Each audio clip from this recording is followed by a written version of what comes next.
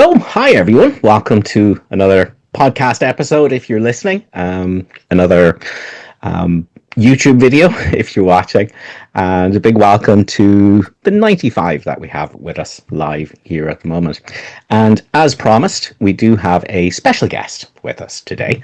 And as you know, I don't do a guest format for the show. But I'm making a rare exception, and I've been a big fan of the way that this particular guest teaches A Course in Miracles for many years now, and so I asked him if he would come on and talk to us about his understanding about A Course in Miracles, which is very direct, and he agreed that he would. So, let me introduce everyone to Nick Arandes. Hi, Nick. Hey, how are you? How's everybody? Hi. Thanks a million for Hello. coming on, Nick. I'm going to Oh, mute everyone so there's no disturbances. And then, Nick, I'll let you take it away and you can talk to us a bit. Let me just do that muting now. There we go. The stage is yours, Nick. okay. Well, thank you for this opportunity to simply share my practice, understanding, whatever you feel that you want to label it, of the teachings of the course. I felt that there's no need for me to share how I ended up studying the course because in the end, everybody may have a different story, but the bottom line is that we're here. And what matters is what benefit am I deriving from it? I usually say, and I hope this not be misunderstood, I said, I'm not really interested in what the course is saying. I'm interested in what the course promises.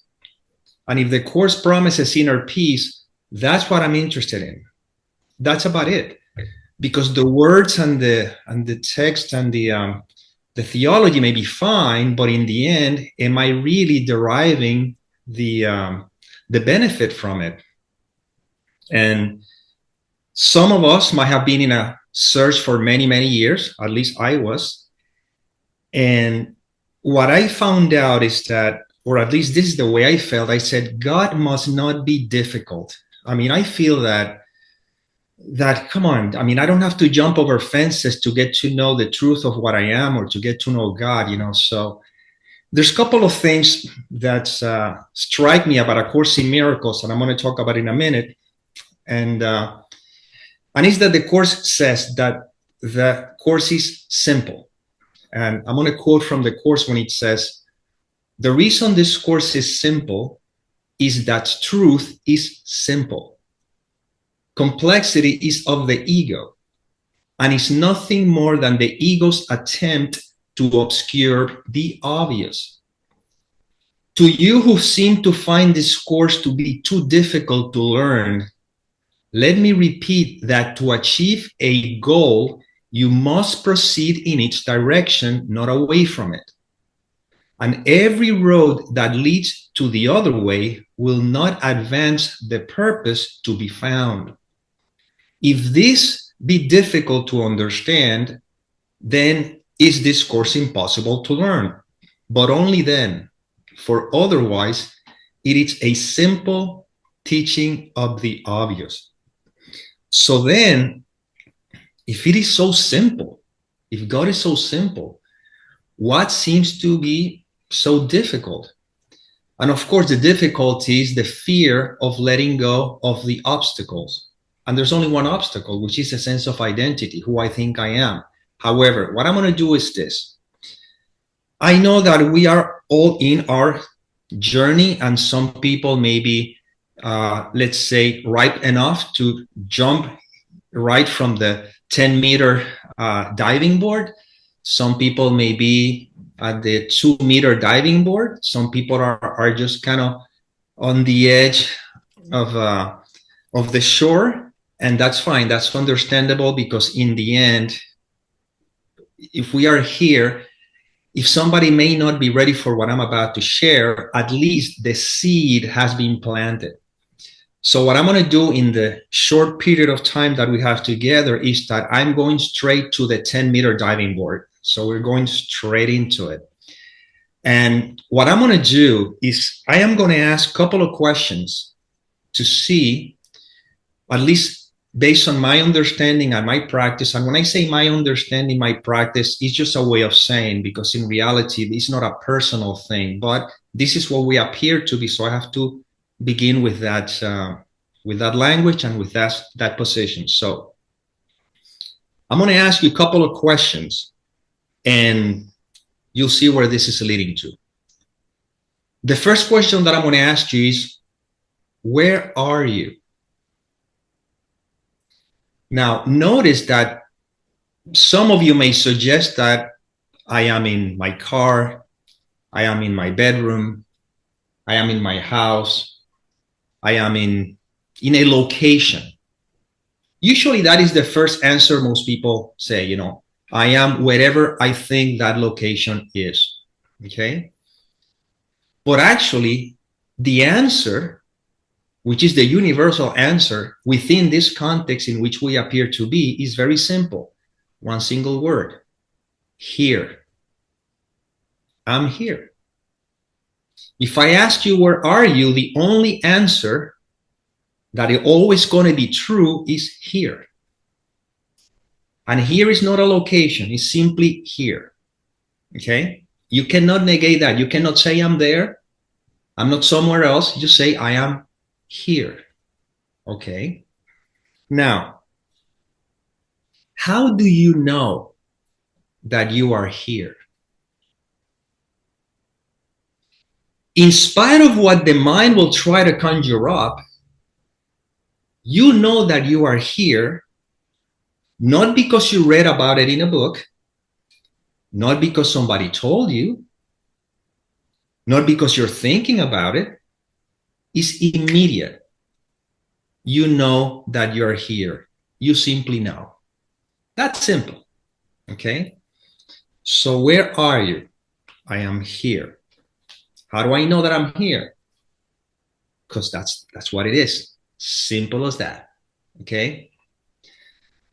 Now, the second question is, who are you? But here's the catch. For this particular question, you're not allowed to listen to any thoughts. Simple as that. I ask you, who are you? You're not allowed to go to the mind to tell me who are you. Because if you go to the mind, if you go to the thoughts, you may say, in my case, you may say, I am Nick. I am a man. I'm from Puerto Rico. And in your case, you may say your name. Maybe you may say whatever you want to say to describe that what you think you are. But without the thought, who are you? And without the thought, the only answer that I can give, just like the previous one on the previous question, which is universal, which be, I am. You see? Where am I? I'm here. Who am I? I am. You cannot negate the fact that you are. That's just a fact. You see? In the same way that I don't have to think, where am I? Because here, I don't have to think, who am I? Because I am. I know, you see? So then, this who am I without any thoughts, you cannot tell me what it is. See, you cannot tell me what you are. You cannot tell me who you are, but you cannot negate the fact that you are. You see? So technically speaking, what the course is pointing me to is to the fact that I am. And what I am is real. What I believe myself to be is a thought. Consequently, it's unreal. So in the very beginning, if you look at the introduction of the Course in Miracles, it lays it out right there. This course can therefore be summed up very simply in this way. Nothing real can be threatened. What is real? I am. Nothing unreal exists. What is unreal? Any thought that crosses the mind. Herein lies the peace of God. Technically speaking, all the Course in Miracles is telling me from the beginning to the very end is if you don't believe the content of the mind, then you are free. Because what you are, in essence, which is existence, cannot be threatened by any thought that crosses that awareness. When you're sleeping and you're dreaming, what is real is you in bed dreaming or sleeping. That's what's real. You in bed. What is unreal is the dream itself. So the lack of peace for the one that is in bed sleeping is believing the dream, and the dream is a thought. You see? So why is this course simple? Because all it's asking me is in each moment to notice whether there is identification with a thought, or if I simply am, which is what is referred to as the holy instant. We'll talk in a minute. So how Jesus throughout the Course in Miracles constantly remind me of that simplicity. Well, I'm going to read just some of the thousands of many ways in which the Course tells me the same thing, so you can see where it's always pointing to.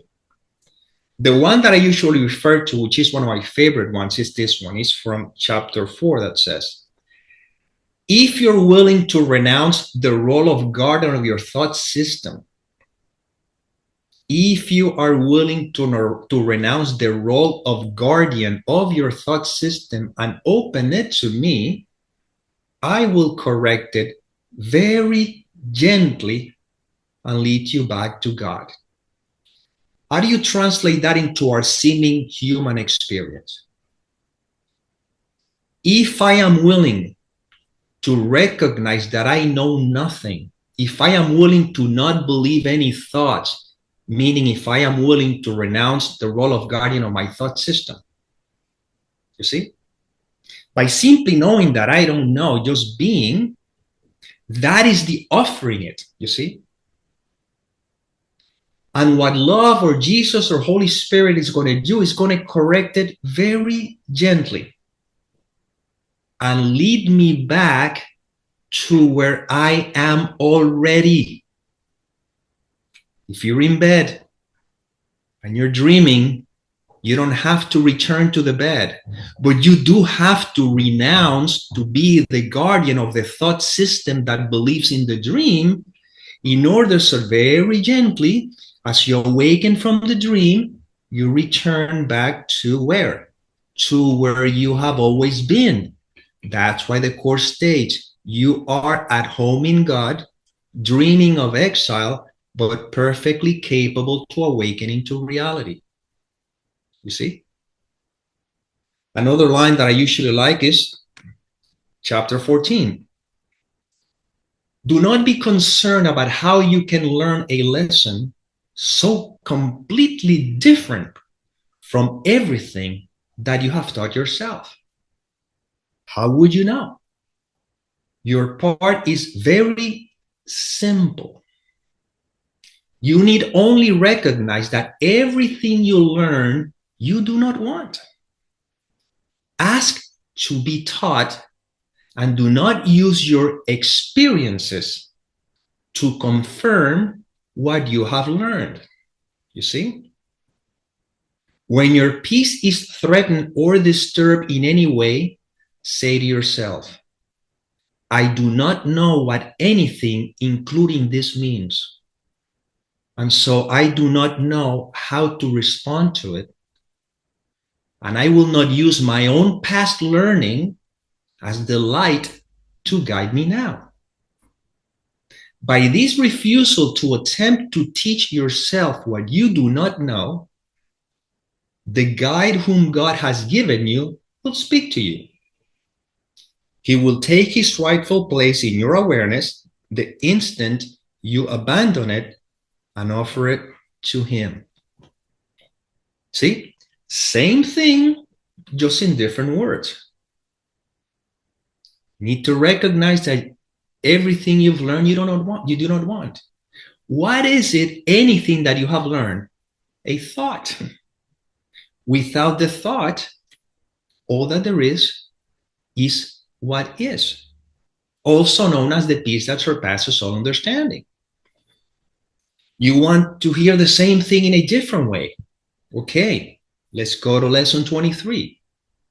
The idea for today introduces the thought that you are not trapped in the world you see because its cause can be changed. The world you see is the thought's interpretation.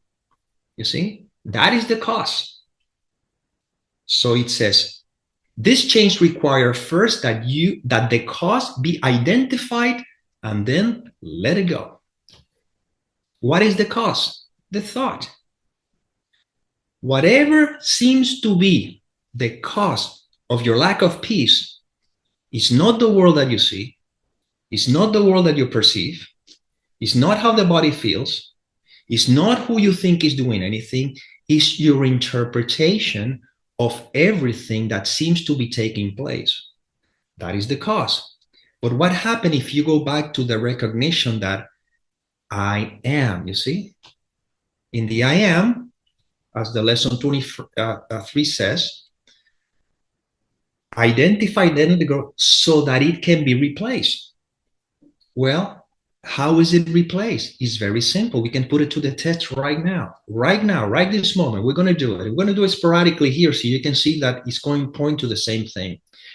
Right now, I want you to imagine anything in your life that you consider it to be a problem.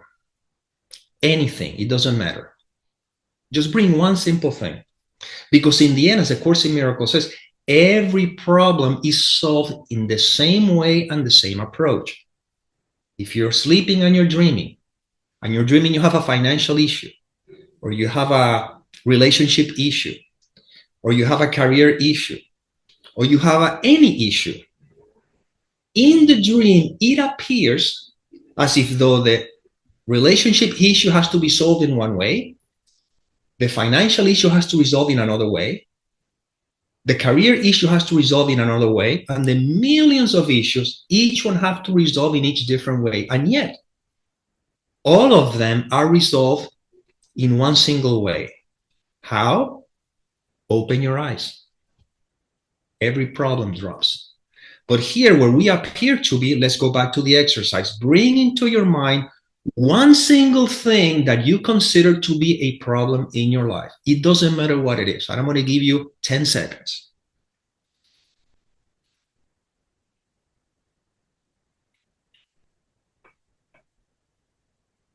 Okay, you may have one. Okay, here's what I'm going to ask you. That which you consider to be a problem, is it really a problem, or is a thought that is suggesting that it's a problem? If that thought would not be there, remember the cause is the thought.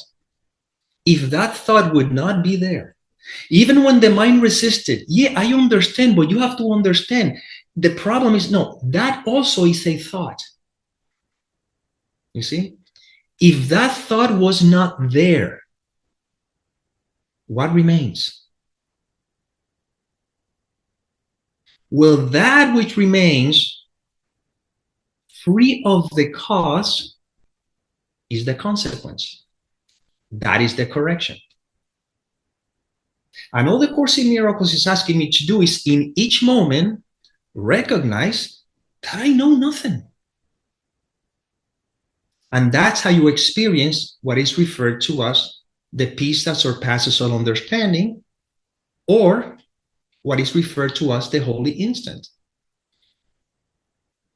we can go back again to lesson 189. This one, Keith and I, we share as well, but I'll share it with all of you anyway when he says, simply do this. Be still and lay aside all thoughts of what you are and what God is, all concepts you have learned about the world, all images you hold about yourself. Empty your mind of everything it thinks it's either true or false or good or bad, of every thought it judges worthy, and all the ideas of which it is ashamed. Hold on to nothing. Do not bring with you one thought that passes thought, nor one belief you've ever learned before from anything. Forget this world, forget this course, and come with holy empty hands unto your God. You see? Still saying the same thing. If you don't believe the content of the mind, you're free. You see?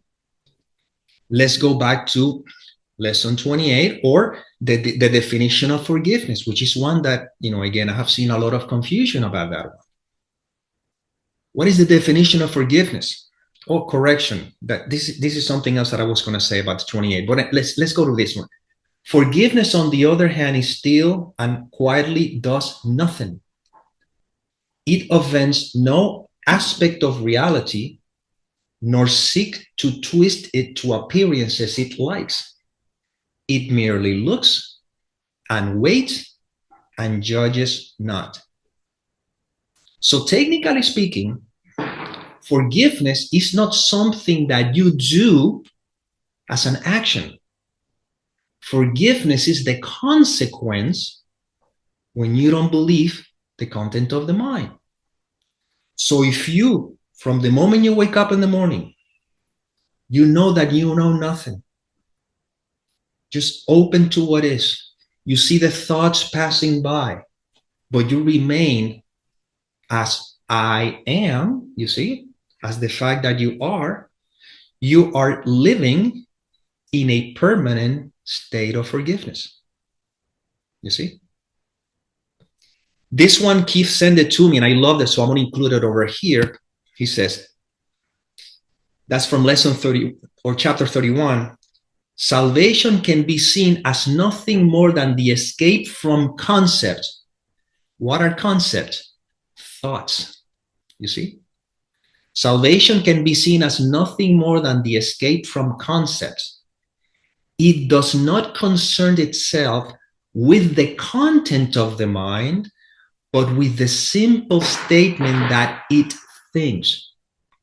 You see? It's another play on words to go back to just being. That's where Jesus is pointing to all the time. This is another one that Keith sent me, and I love this, so I just included over here. This is from lesson, no. Anyhow, it says, I wrote it wrong. I said lesson 490, but there's no 490 lessons. So anyhow, he says, the part of your mind in which truth abides is in constant communication with God, whether you are aware of it or not. What is the part of your mind that is in constant communication, always, whether you're aware of it or not? The I am. Right now, who are you? I am. You see, you are always. What happens is that it is the other part of your mind that functions in the world and obeys the world's law. What is that other part of the mind that seems to be the obstacle to the simplicity of the fact that I am? Every thought you have about who you think you are, what you think life is, and everything else you can possibly think of. You see? So right now, even if you're believing the content of the mind, the fact that you are, the fact that I am still remains. If you're sleeping and you're dreaming, even if you're dreaming whatever you're dreaming, the fact is that you still remain in bed. Always. That never changes. Well, that's where the Course in Miracles is pointing always constantly. You see? So the simplicity of this is that Jesus or Holy Spirit is basically saying, this course is very simple. All I'm asking you is not to believe anything you think you know. I'll take care of the correction, because in reality, there's nothing to correct. You are already perfect, whole, and complete, not as a human being, though. As a human being, you think you're a separate entity. But as the truth of who you are, you're already perfect, whole, and complete. The question is that what you really want? And now we're going to have a little fun here, because I'm going to ask a couple of questions. And again, and we need to be honest with ourselves here. Okay? This is one of those that we have to really be willing to be honest. There's only a few that I can see on the screen, and that's fine, but I mean, you can play along with me. The first question I'm going to ask you, and by the way, before going any further, everything that you notice that I said, that the course is saying, the course is not talking to the individual. It's not talking to the me that think it's here.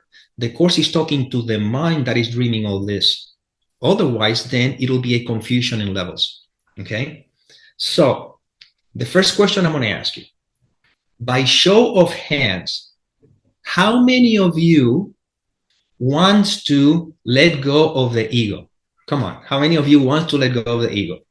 Okay, so of the few that I see here, I can see that pretty much all of you say that.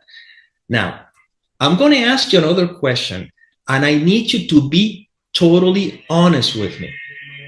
What I mean by that is that now that you raised your hand on the first question, I don't want you to now raise your hand on the second one thinking, oh my God, I raised it on the first one, might as well raise it on the second one because I don't be foolish. Because if you do that, you'll be actually fooling yourself. You know, I'm just trying to point to something that I want you to look at so that we can really be honest with ourselves if that's what we really want. Okay, so the first question, how many of you want to let go of the ego? And everybody 100% raise their hand. Here's the second question. How many of you are willing to disappear right now? Right now. Meaning that your family disappears, your children, grandchildren, your world disappears, everything disappears. How many of you honestly are willing to right now disappear? You see? Why did I ask that question? Because the first question, how many of you are willing to let go of the ego? And how many of you are willing to disappear? And I chose the word disappear because to many people, the word dying is a little bit too scary, but that's fine. But it's the same thing, you know, because in reality, that which was never born can never disappear. But within the context of the dream, the question, how many of you wants to let go of the ego and how many of you are willing to disappear is the same question. You see?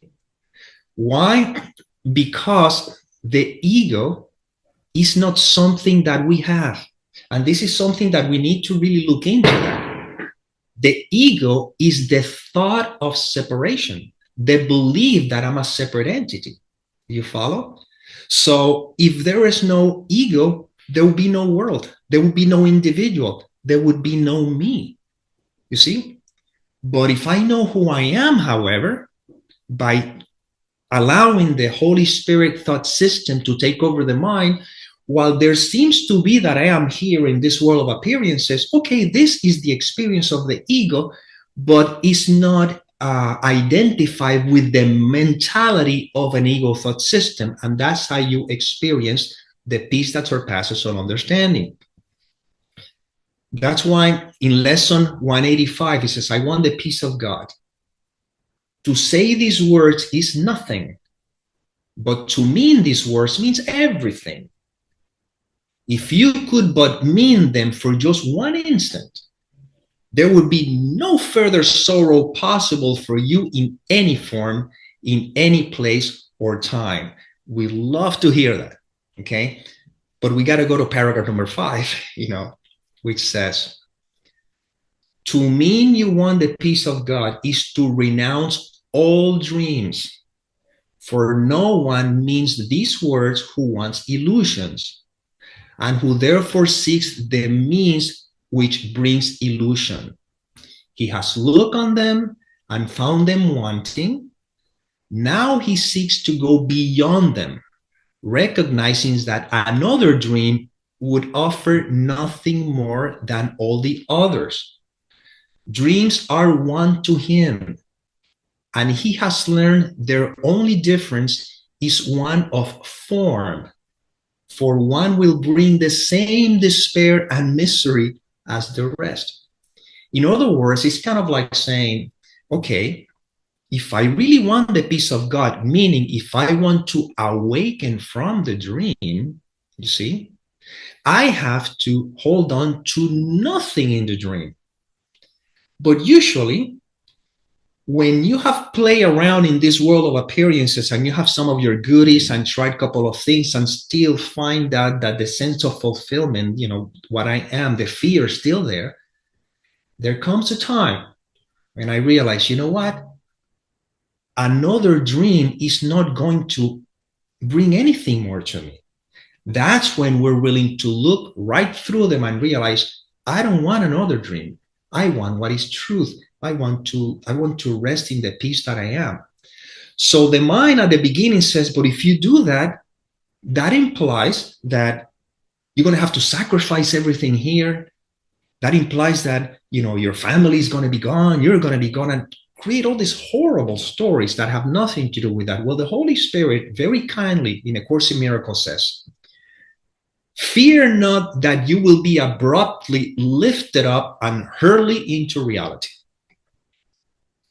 Time is kind, and if you use it on behalf of reality, check this out, it will keep gentle pace.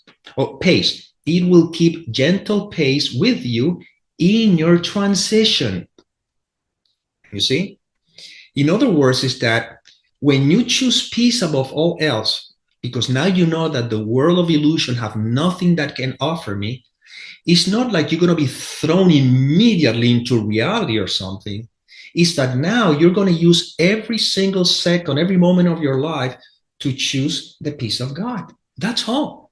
And in that choosing the peace of God, and the more that keeps settling in you, because now all the distractions, it's being sort of cleaned up, so to speak, it's not that things will be taken away necessarily, is that you begin to give them up, not as a sacrifice, but as a release that now I don't have to carry anything else.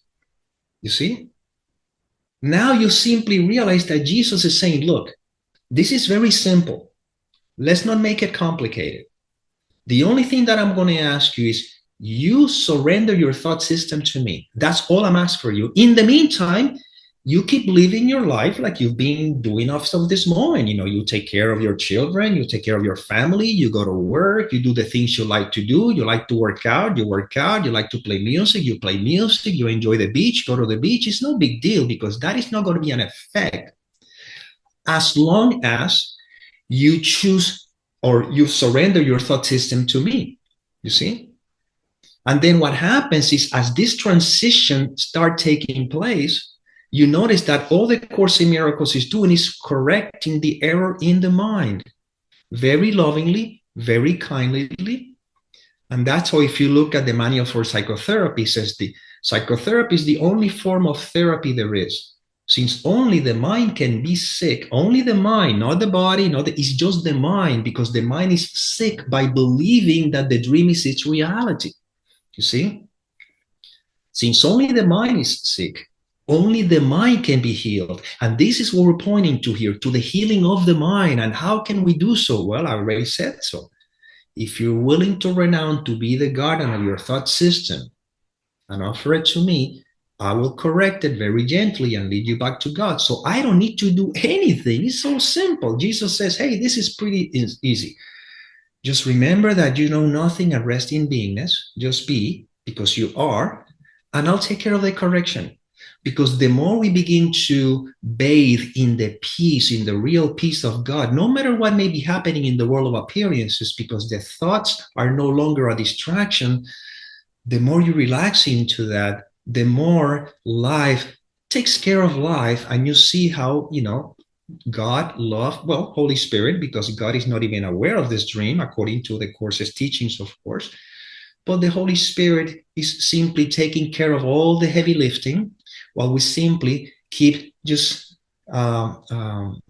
releasing this cross that we're carrying, and we don't even know it, because the cross is something we're carrying by believing the content of the mind. And the Holy Spirit says, don't worry about it. I'll take it away. I'll take it from you. You don't have to do anything about it. I'll take care of you, but you have to be willing to give it to me. You see? So he says, continue, only the mind is in need of healing.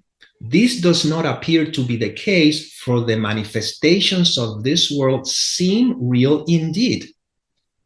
Psychotherapy is necessary so that an individual can begin to question their reality. So you see, so the way we begin to question our reality is by beginning to resting in the fact that I am, and then notice that every single aspect of this whole projection, if I do not let the thought do the interpretation, then life simply is. And I rest in that peace that I am. And that is very practical, and that can be experienced all the time. The Course in Miracles is not something esoteric. It's not something that is going to ask you to do something special or anything. All it's asking you is right now, what do you really want? And if you truly want the peace of God, God says, great, you already are it. You don't have to look for it. It has been overlooked. That's it. That's it. It has been overlooked. Now, let's look together. On your rest, you sit and being, and as you see, where are you? Here. Who are you? I am. And that's why in the Course in Miracles, it says, the miracle comes quietly into the mind that stops an instant, and it is still. And in the Bible, Jesus would say, or doesn't matter who says, but it says, be still and know that I am God. Not be still and know that I'll find something, just be still and know that the fact that you are. So all that the Course is reminding me is that I am.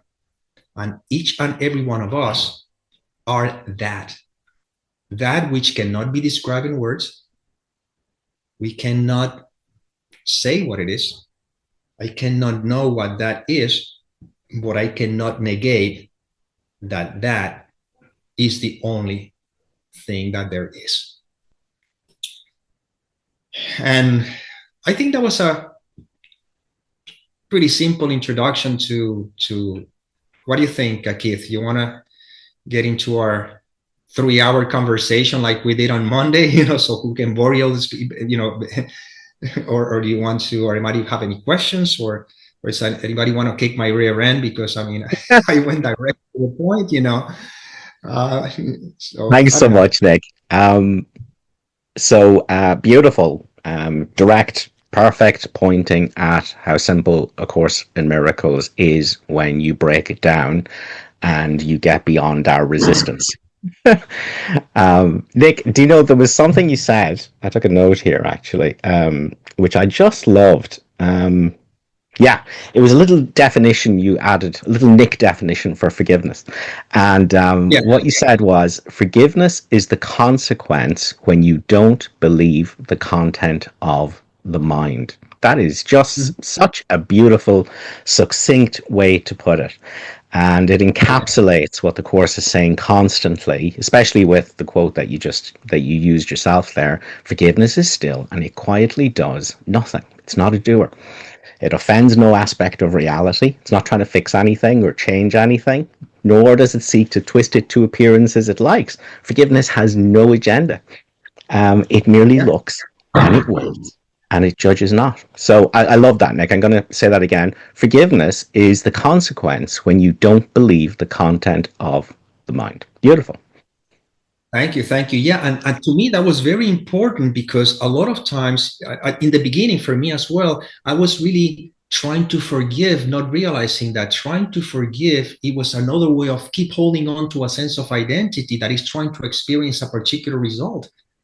Yeah. Why am I not experiencing the forgiveness we're talking about? And it's because I am trying to do something that actually is pointing to something, to the fact that I am. Yeah. So technically speaking, forgiveness is not an action, it's something I do, because that keeps reinforcing again the belief in an I that now is doing something. And then the question that I would ask, okay, if somebody says, well, I practice forgiveness. So the question that I would ask, okay, that's fine. Why are you practicing forgiveness? I mean, what is the result you're expecting from that practice? And that's how you can see the hook of the mind trying to go, oh, if I forgive, I will blah blah blah. You see? But what if you already are blah blah blah, except that by trying to do something about it, you're overlooking the fact that you are. That's why there's a couple of concepts that I kind of stay away from. And one is, enlightenment, awakening, and everything, because that suggests that there's something that the me, the character, needs to do in order so that in the future, you see, I will have a particular experience. But then the question that I would ask, how does that experience is going to look like? You see how you're chasing a carrot without realizing it. And what if you're already enlightened by the fact that you are? So usually I say enlightenment to me means not believing your thoughts. That's all. If you don't believe your thoughts, you're enlightenment. But if you believe your thoughts, then you are, dragged by whatever it is that you're believing. And the other concept that I kind of said it a bit earlier is that I don't like to use the word ego as well, because ego suggests that there's something other than me that is kind of bothering me. That's the bad guy. But you see, the ego is actually the thought of separation, the believing separation. You see? So now it's as if me, you see, now I have an ego, you see? But then who is this me that is saying that has an ego? The same ego. You know what I'm saying? So all I know is that I am, and anything that seems to be a distraction to that is a thought. We can put it all to the test. Tell me any problem that you have, and the first thing I'm going to say is that, but have you noticed that problem that you're telling me is a thought? You see? But I need that thought to hold on to my sense of identity. No, but look at the problem that I have. No. Look at the thought that you're believing in order to hold on to the belief that you are that person who's asking the question. But what if that person, is not who you are? See, that's where it gets interesting. That's what I ask the questions. Okay, do you really want to let go of the ego? Well, do you want to disappear right now? And a lot of times what I found out is that, no, I want to still holding on to a sense of identity, but more comfortable. See the difference? I want to still be an ego, but enjoying the goodies of this dream of illusion. But how about if this you who's asking the question is non-existent? What if that you who's asking the question is a thought itself? A thought in what? In what you are, in what words cannot describe, in beingness, That's why eventually everything seems to point, everything points to silence. Because right now you are. You cannot not be. Right now, can you say you're not? Can anybody says here, I'm not? No, you are. But you're not what you think you are. Because what you think you are is a thought. Beautiful. So just to go back over the important points that you've raised, the Course tells us that it is at this moment that complete salvation is offered you and that you can accept it. And it is at this moment that you can accept it. This is still your one responsibility. Yeah. Atonement can be equated with a total escape from the past and a total lack of interest in the future. Heaven is here. There's nowhere else. Heaven is now. There's no other time. The other quote that comes to mind off the top of my head, enlightenment is but a recognition. It's not a change at all. So that was 2 points you made. You made just about enlightenment and about the fact that it's always about now, not seeking salvation in the future, which the Course emphasizes. And the third thing is the ego. And the Course tells us the ego is not a noun. It's not an entity. It's not real. The ego is an idea, a false idea Yes. you hold about what you are. So Yeah. when we're talking about ego, we're not even talking about thoughts being ego. Thoughts are just conditioning playing out in the mind. It's not ego until you say my thoughts. Once Exactly. something claims ownership, now that's what the Course uses the noun for in terms of an ego, is that you think you are a thing that owns thoughts, thinks thoughts, that the thoughts describe. And that's the illusion. That's the illusion. Exactly. Yeah. Beautiful, Nick. Let me see. There were some other things you said. Yeah, you talked about being willing to disappear and to renounce all dreams. And let me change my lighting here. It's a little bit better.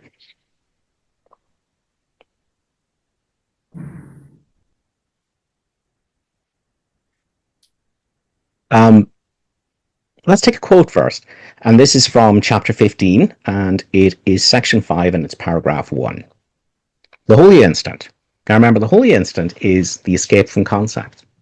Not the Exactly. stopping of concepts. The mind is just reflecting. That's what the mind does. Okay. But the escape from concepts is that you don't call it me. You don't call it mine. Okay. So that's what forgiveness is. You Mhm. let the illusory mind, the wild illusion, frantic and distraught, do whatever the hell it wants. Okay. Because what does it have to do with my felt sense of being in this moment? So we bring the wrong mind to the right mind. So the holy instant, the escape from concepts, is the Holy Spirit's most useful teaching device for teaching you love's meaning. For its purpose is to suspend judgment entirely. Mhm. You know, no self-respecting ego wants to hear this. Suspend judgment entirely. In other words, whatever is happening in this moment, that's what Yep. is. Exactly. Any opinion I hold on it is a judgment. If I go, oh, this is Exactly. a good thing, this is a bad thing, this is a wrong thing, this is a fair thing, this is an unfair thing, that's judgment. And the Yep. holy instant, where it is the recognition of your freedom from the wild illusion mind that pretends to be you, is achieved through letting this moment be without a story There you go. and letting emotions be without a story. Yep. Yeah. So judgment always rests on the past. I love that when the Course in Miracles, when it talks about thoughts, it calls them the Yep. values from the past. That's what thoughts are. The values from the past. It also calls them the past learnings that we no longer want. We don't Yep. want to be listening to the conditioned mind and its opinions and its values and its judgments and its sense of right and wrong and should and shouldn't and fair and unfair. It's all made up. That's the dream. The conditioned mind is the dream. Yep. Um, okay. Judgment becomes impossible without the past. Hmm. Judgment is impossible. It's like the body shouldn't be like this. How do you know? And it's like, oh, because it wasn't like this yesterday. But hang on, whatever is simply is. And unless you access the values from the past, unless you value thinking, you think that you'll get some mileage out of it, which we never do, um, then the body is just what is. The That's decision that it. goes, it should or it shouldn't, or it's sick or it's healthy or it's right or it's wrong, or it's that's based on keeping the values from the past. That's based on valuing thinking.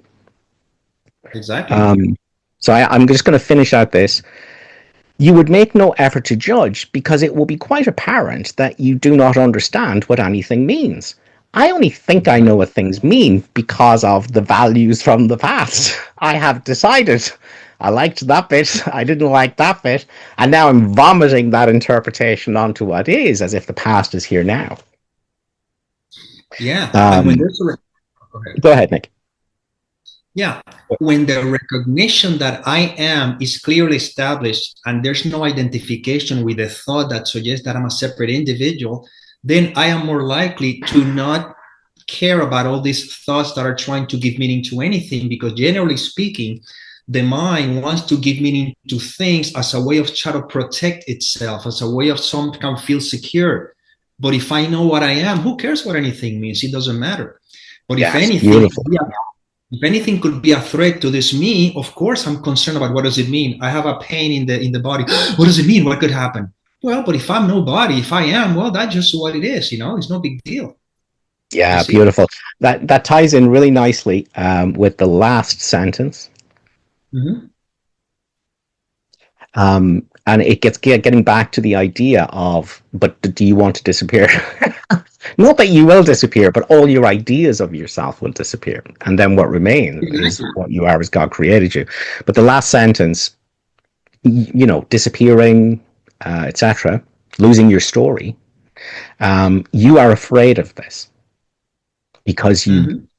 believe that without the ego, all would be chaos. In other words, without me believing I am a separate self, I am the thinker of thoughts, I'm the one thoughts thought. If I let all that go, the course is going, yeah, you're afraid of this. I get it. Okay. It's insane. But I get it, right? You are afraid of this because you think without the ego, without the me, the separate self Mm-hmm. identity, the conceptual identity, the self concept. You think that without the ego, all would be chaos. And the next line, But without the ego, it will be love. yes, yes, I can assure you that without the ego, all would be love. Exactly. In other words, without the belief in a separate entity, all Hmm? God would be is what is. Yeah. It's and it gets back to something you were talking about earlier as well, about doing the normal things, dropping kids off, washing the dishes. You see, the course is going, but you don't need to believe in a separate self for all that just to unfold. If you And if you do, want, yeah, if you do, you will struggle. You will feel hatred. You will feel upset. You will feel anxious. You will feel frightened. You will feel scared all your life. You'll have that sense of doom in the background going constantly. You'll have that restlessness. But the course is going, I know you're afraid of this, but without your belief in yourself as a separate entity made of thoughts, as a me, I with a story, everything takes care of itself. And your experience will be love, peace, joy. Yeah. and something interesting, I usually say this because when I say, you live your normal life as if you had that choice.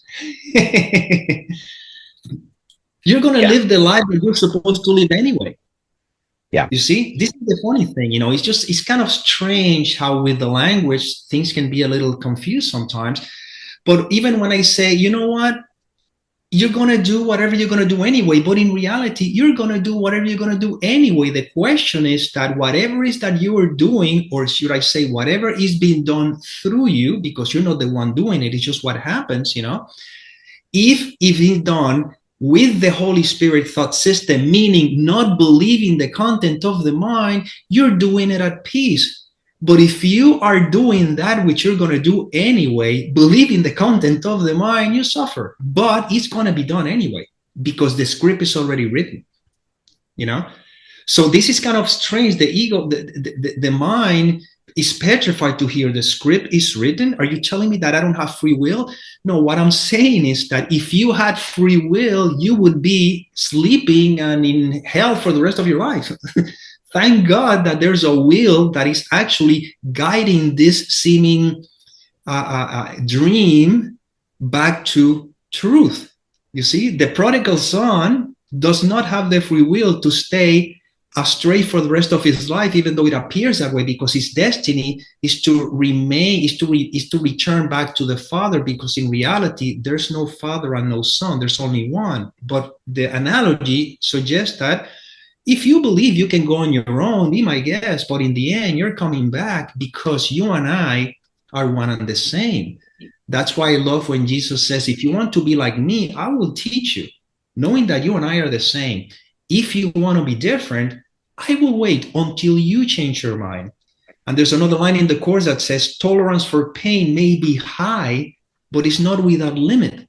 Sooner or later comes the time when you begin to ask, there's got to be a better way. So technically, these are kind of like little hints that are saying, you can make believe that you can separate yourself from yourself, but in the end, you cannot support what it's like to feel separate from wholeness, and you are wholeness. So yes or yes, whether you believe in the dream of separation or not, you're destined to remember that you are whole and complete. The question is either how long will it take for you to continue believing that you're the separate entity? Not a big deal. It's irrelevant. We're here now remembering who I am. You see, this is the remembrance of, okay, I am. That's what we go back to. I am. And it's only, again, within the illusion, for example, within the appearance, it seems as though it may take some time. And that's what I said at the beginning of the talk, that I'm aware that within the context of the dream, some may still have to experience certain things before they're willing to jump from the 10-meter diving board. But we're jumping from this diving board, yes or yes, because you can never not be what you already are, and you're perfect, whole, and complete, you know? Yeah, beautiful. There was something else, and that what you've just said ties into it, and it's about silence is ultimately the answer. Yeah. And silence is the great destroyer. So yes. Silence absolutely destroys all of your illusions, every single one of them. So when the mind stops, or the mind is completely disbelieved, completely allowed to do whatever it wants, but not believed, yes. Okay? Exactly. Then what is the world when you're not projecting thoughts onto it? What is the world when you are silent? What is the world? What is the body when there's no thoughts about it? And what am I when a thought can't touch it? So this is the beautiful thing about silence. Silence is the great destroyer of all illusions. So if you have a problem, then to understand what is an illusion, you simply fall silent, or you simply disbelieve all thoughts. Now, don't fight them for the love of God. It makes them come stronger, but you go, they're just thoughts. But what is here when I let all things be exactly as they are? What is the silence that's here that's not reacting to thoughts? That's not reacting to emotions? What is the silence that's here? And that silence is the illusion destroyer. That's the acid test. What is the direct experience of reality in this moment if I don't go to the wild illusion mind to spin me a dream?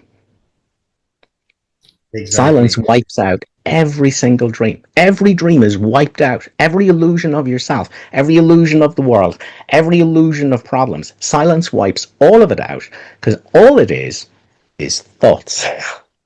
I can be hurt by nothing but my thoughts. And that's why...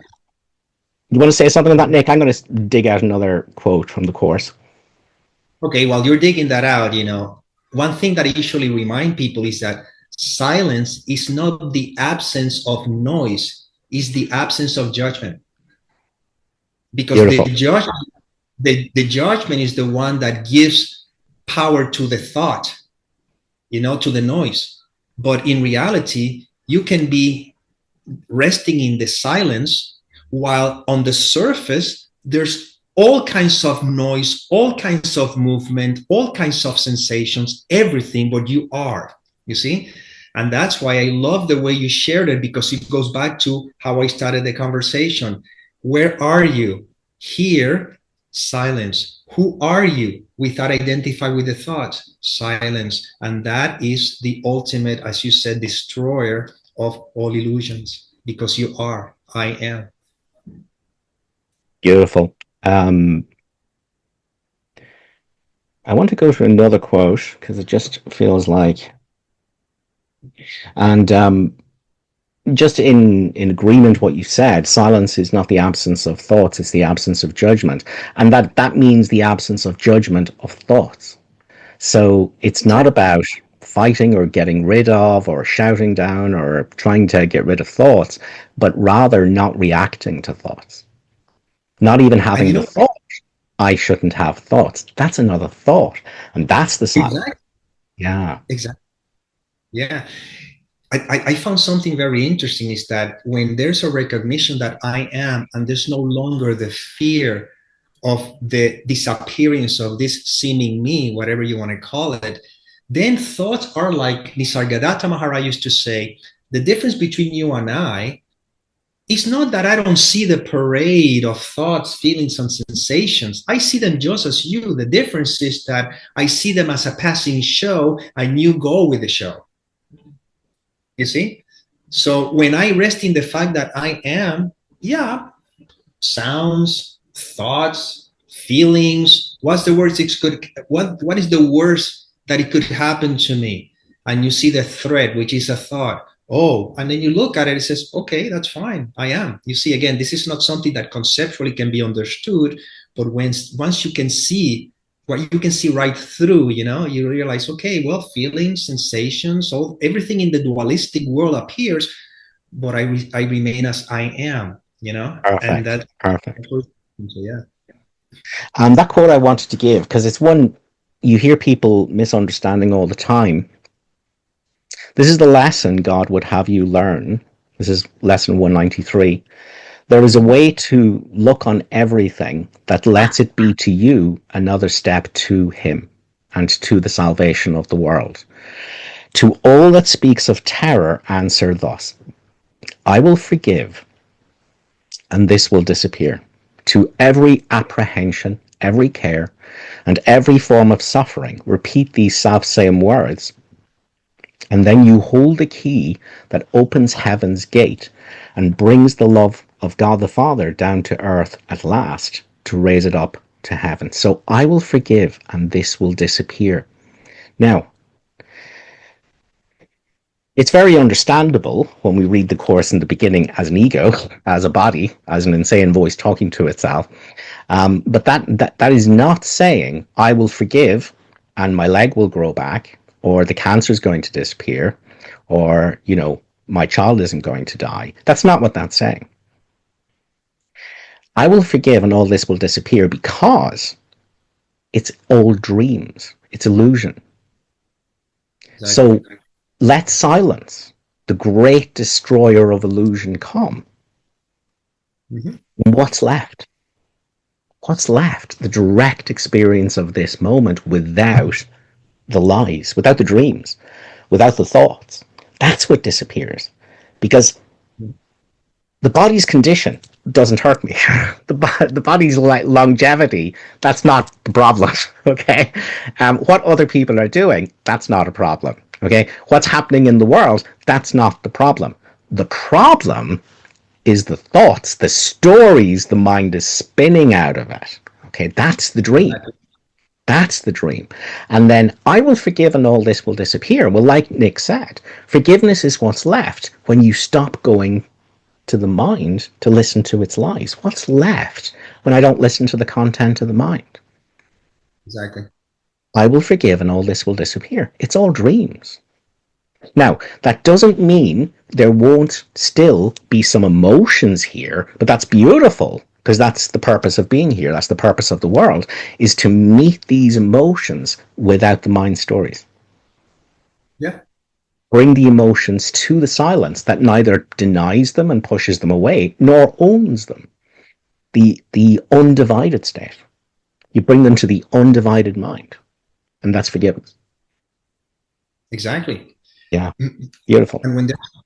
And when there's no identification with the thought me, then the emotions are just basically, I don't even know it's just basically what energy feels or something. They're not even emotions. They're just simply contractions, so to speak, that are felt. You see, the thought is not felt as a contraction, is felt or is seen as a moving cloud. A feeling is felt as a contraction, but it's still the same thing. Without any meaning, thoughts are just passing clouds, emotions are just passing clouds, but I remain as I am. Yeah. So everything usually points to that, to the I am. It's like a lesson 155, there's a way of living in the world that is not of it, Yes. It says without an ego. Yeah. you don't change appearances. Yeah. Everything is just the same, but your forehead is serene, your eyes are, you feel, because in reality, life, the seeming experience continues on without the mind's interpretation of the experience. Yeah. And that's what is referred to. I believe there's a quote in the course that says, "Seek not to change the world, but to change your mind about it." That pretty much Yes. applies to us. Seek not to change anything, not even your thoughts, not your feelings or sensation. Just change your mind about it. How do I change my mind about it? Don't believe the content of the mind, and that changes automatically. And that's Yeah. forgiveness. Beautiful. Lesson 25 is the perfect example of that. And we'll take a quote in a moment, just on that very thing, because that's perfect. What is it for? Is the course's great question. Exactly. What is it for? Um, well, let's take that quote because I was going to say something else and it's fallen out of my mind. So let me go straight to lesson 25, which is a little bit of a long one,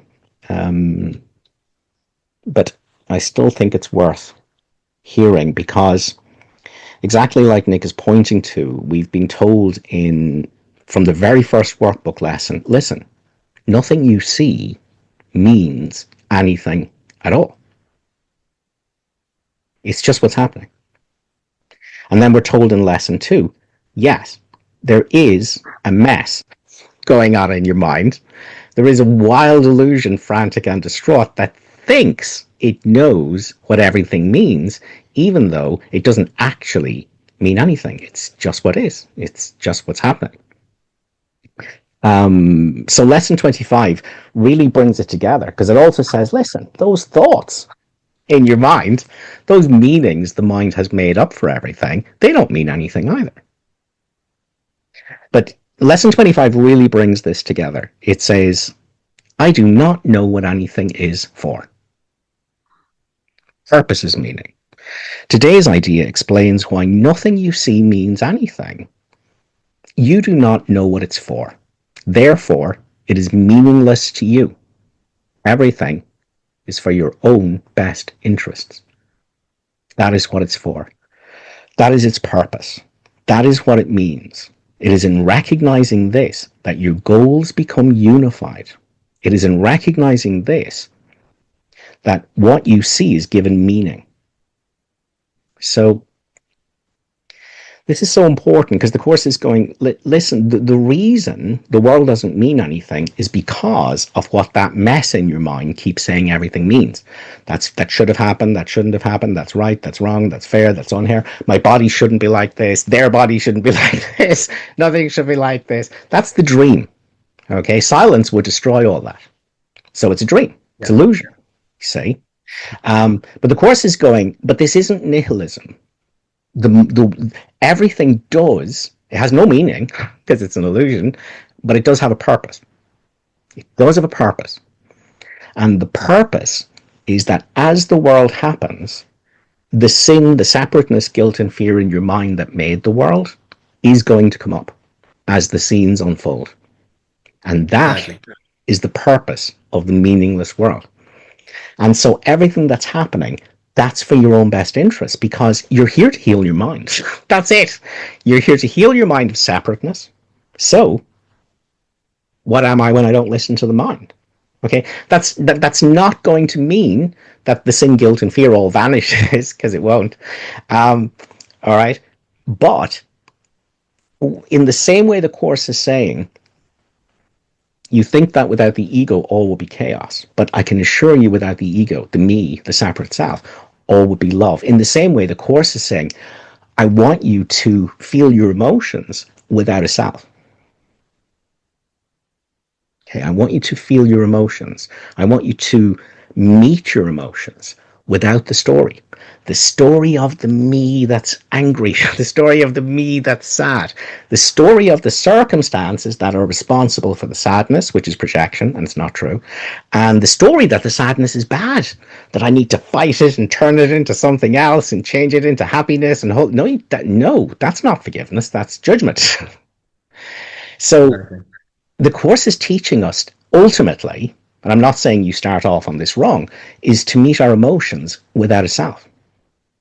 And And so in the beginning, we tell some fibs in the beginning, all right? Because we say, well, you're not your thoughts, you're not your emotions, you're not your sensations, you're not the body, all right? You're nothing that's changing, okay? We tell a fib in the beginning, which we have to, until there's an awakening. Mm-hmm. And when there's an awakening, then we sort of shift from bringing the wrong mind to the right mind. And I'm not saying permanently, because this flicks in and out, right? But you enter into the one-mindedness of the Holy Spirit. And now what you're actually having is the direct experience of the emotion and no separation from it. It's actually direct experience. In other words, there's not a separation between a you and the emotion. There's really just the emotion that's emerging. And the course is training us for this, because this is when everything speeds up. This is when everything goes into fifth gear, is when you can bring emotions to an undivided mind. And when that happens, there's nothing protecting you in the emotion. There's nothing defending the emotion. You actually experience yourself as the emotion, whilst the okayness is known in the midst of it. That it's perfectly okay. The sadness is here and it's perfectly okay. The sadness is how I am is appearing in this moment, and it's perfectly okay. So that's when everything goes into fifth gear. So we tell a fib in the beginning and go, you're not your thoughts, you're not your emotions, you're not your sensations, you're not the body. But actually, that's to get you back to essence. That's to get you back to the still point. But from the still point, everything is this. There's nothing that's not this. There's no separateness anywhere. There's just this okayness, which is everything, and everything is this. So in the beginning, we do make this false distinction. We create a false separation. Because there's no such thing as separation, but we have to create it for you to claim back your essence. And once essence is claimed back, there is this direct experience of reality. In other words, there's not a me. There's not a self. There's nobody here that's interpreting it and, seeking and resisting and grasping and grievances and desire. And that's what falls away. And there's just a direct experience of reality. And that is beautiful. But we got to practice. We've got to, purpose is meaning. That means everything that's happening in your life, although it has no meaning, it does have a very holy purpose, which is the healing of your mind and the awakening to the truth of what you are. And that means that everything that's happening, that's very important, because it's showing me emotions that are up next. The emotions associated with a belief in separateness, guilt, unresolved traumas from the past, which are coming up to try and project onto the present moment. All of that is allowed to rise and be healed if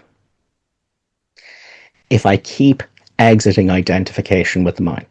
If I keep it, that's all I do, which is what Nick was talking about. The whole way through his talk was you have to disidentify from the mind.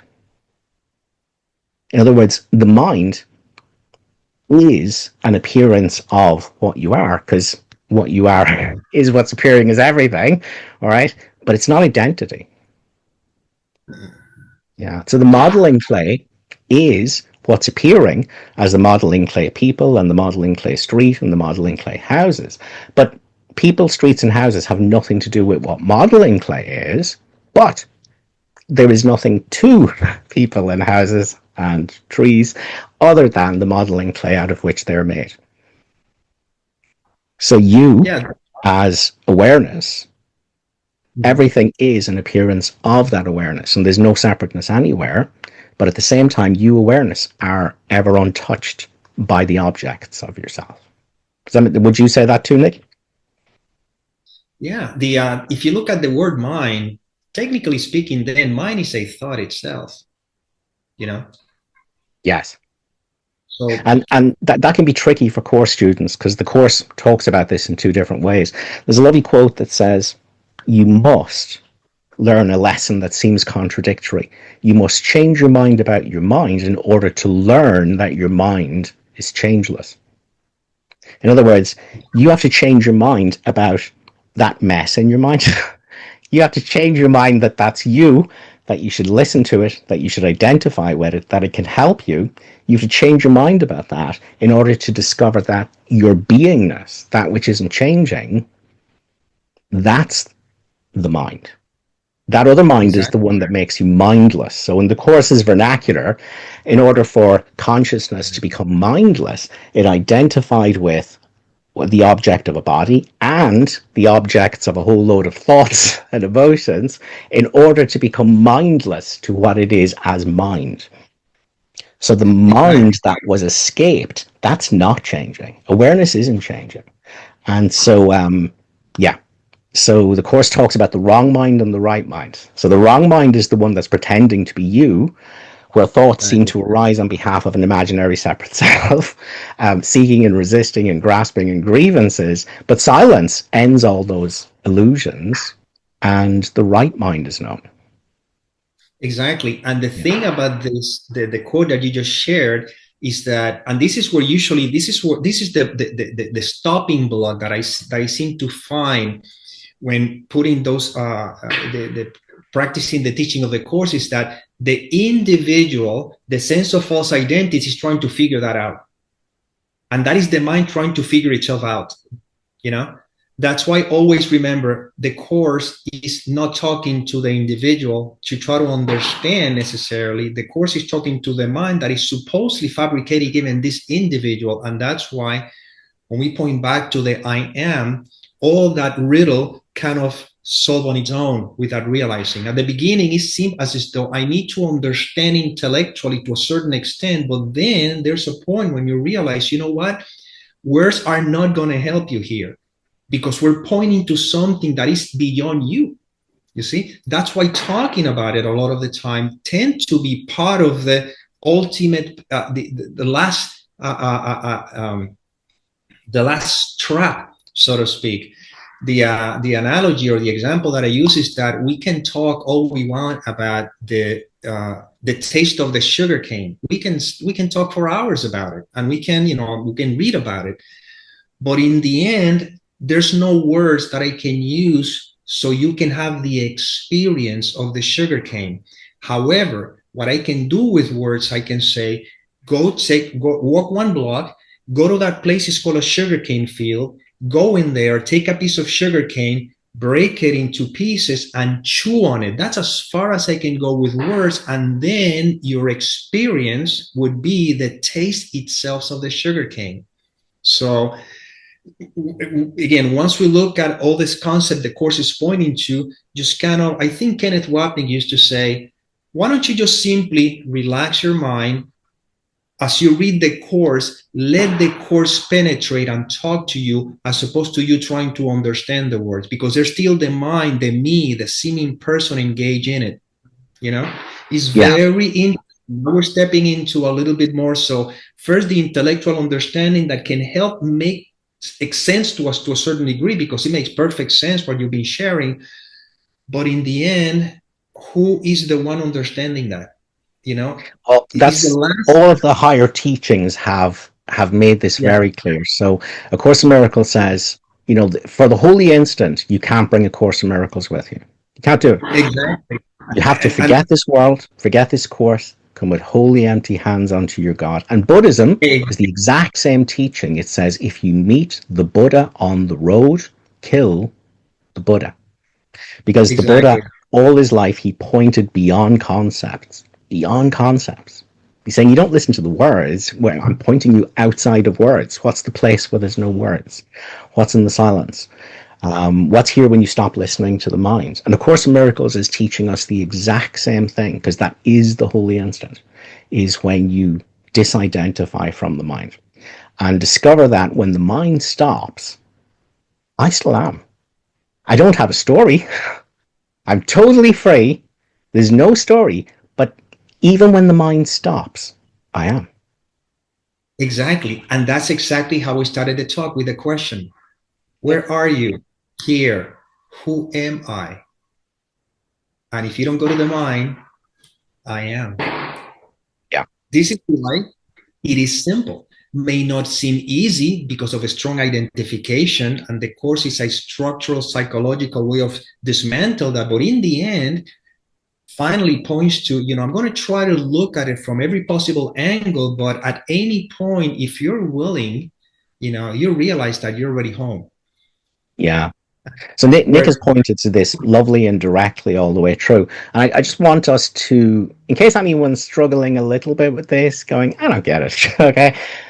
Here's a really simple way to get it. Now, in the beginning, your mind's going to sabotage this after 1 or 2 seconds. That's fine.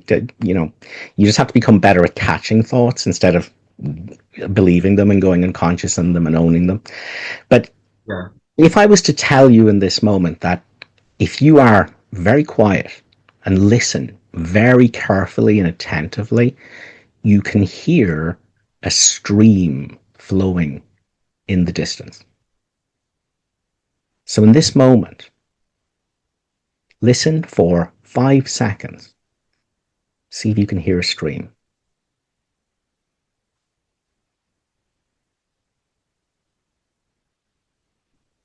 So even if it was only for 2 seconds or 5 seconds, thoughts stopped. Thoughts stopped. Now, what is very important to understand is that,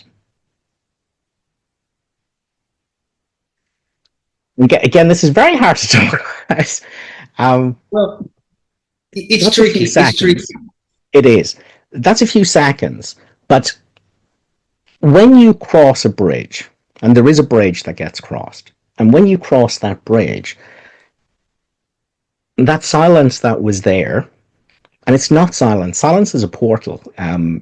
It's when the mind is silent, reality can reveal itself. It's not silence, but it's revealed through silence, and it's oneness. So what I would say is, and this is an ongoing process, we are being taught to live from the quiet center, the stately calm, to live from and not get involved in thoughts, which again doesn't mean there's not going to be thoughts. It means you're not getting involved in them. You're like, oh, thoughts, but that doesn't mean anything. What about the silence? What about I am? The course is about living from there, ultimately. And it doesn't mean anyone. The course is about living from here rather than from dreams. Yeah. Yeah. There's one thing interesting, and what you pointed out was very beautiful, is that also, if I were to ask you to listen to the stream for 5 seconds, it seems as though the attention is to try to find if I can hear that stream for 5 seconds. So there's still an attention that allows to experience the possibility that there is a quietness underneath it all. Yes, beautiful. Yes, that's the purpose of that. Yes, because we're not going to spend all our day going around trying to hear streams. Because what happens is, and I'm glad that you point that out, because that's a beautiful, beautiful way of, what happened is the mind eventually turned that into some kind of without realizing it, okay, so what I'm going to do is I'm going to try to see if I can see that stream, so that I can no longer have thoughts. But then when you're no longer hearing the stream and you go back to the thoughts, then the mind try to turn into an exercise of controlling the thoughts. Yeah, no. I love that exercise. It's not mine. It's Eckhart Tolle's, and he's quoting his Zen master, and it's not saying you go around all day trying to listen to a stream. But what I will say is, from the Course's vernacular, the Course talks about the part of your mind that's listening to the voice for God is the only part there is. So that means I'm not listening to the mind. I'm here listening to the silence that's here when I don't react to the mind. When I don't entertain thoughts about what the mind is doing, then what's actually what I'm listening to is the silence. Yeah. And right now you are the silence. Yeah. And that's what's discovered. Yeah. That's the astounding thing. So right now we can do this. We can put it to the test right now. We can do an exercise right now. in spite of all the sounds that are might be taking place around you, in spite of all the noise or anything like that, can you say that you're not? And you say, well, the fact is I am. I may be identified with the thoughts, and I may think that I am this individual who's listening or not listening, but in the end, that stream underneath, it's always. When we get to a space where it's okay, whatever may be happening, then okay means that I am not identified with the judge's evaluation or judgments of whatever is happening. I am that stream. Even in the middle of AC/DC concert. You know what I'm saying? Yeah, perfect. With the quote I use all the time that the Course gives us is, the other way is remaining quiet, even in the midst of the turmoil you may make, which is so important, because what I want to do, like Nick is pointing to, is discover the silence that's already there. I'm not trying to create silence. That's not going to work. People tend to do that in meditation. I want to discover the silence that's already here. That's what's very important. The silence that's never absence. The silence in which all the noise arises and into which it disturbs, into which it melts. And that silence is never not here. And so the Course is saying the other way is remaining quiet. In other words, yes, the mind is ranting and raving. That's what it does, right? Emotions are coming up, and they're coming up to be seen and met without a story and healed. But what is the silence that's here when I'm not adding to the noise? When I'm not making thoughts about the thoughts the mind is doing? What is here when I let all things be exactly as they are? And what we discover is the silence that's never absent. Remember, enlightenment is but a recognition, not a change at all. Yeah. I want to find the silence, and Nick called it the stream that's never absent. The substrate of experience is this stillness.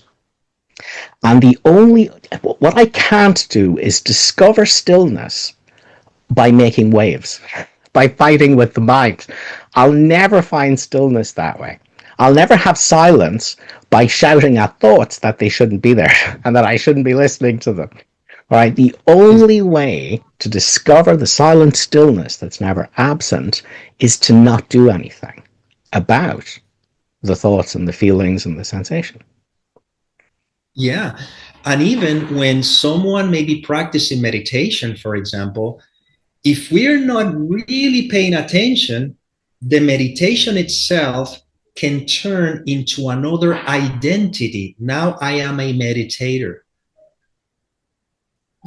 So it's very interesting. That's why there's nothing to do.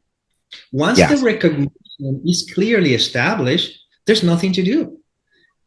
There's nothing right now. The stream is happening right now. Right now it's happening as we're talking, because we are the stream.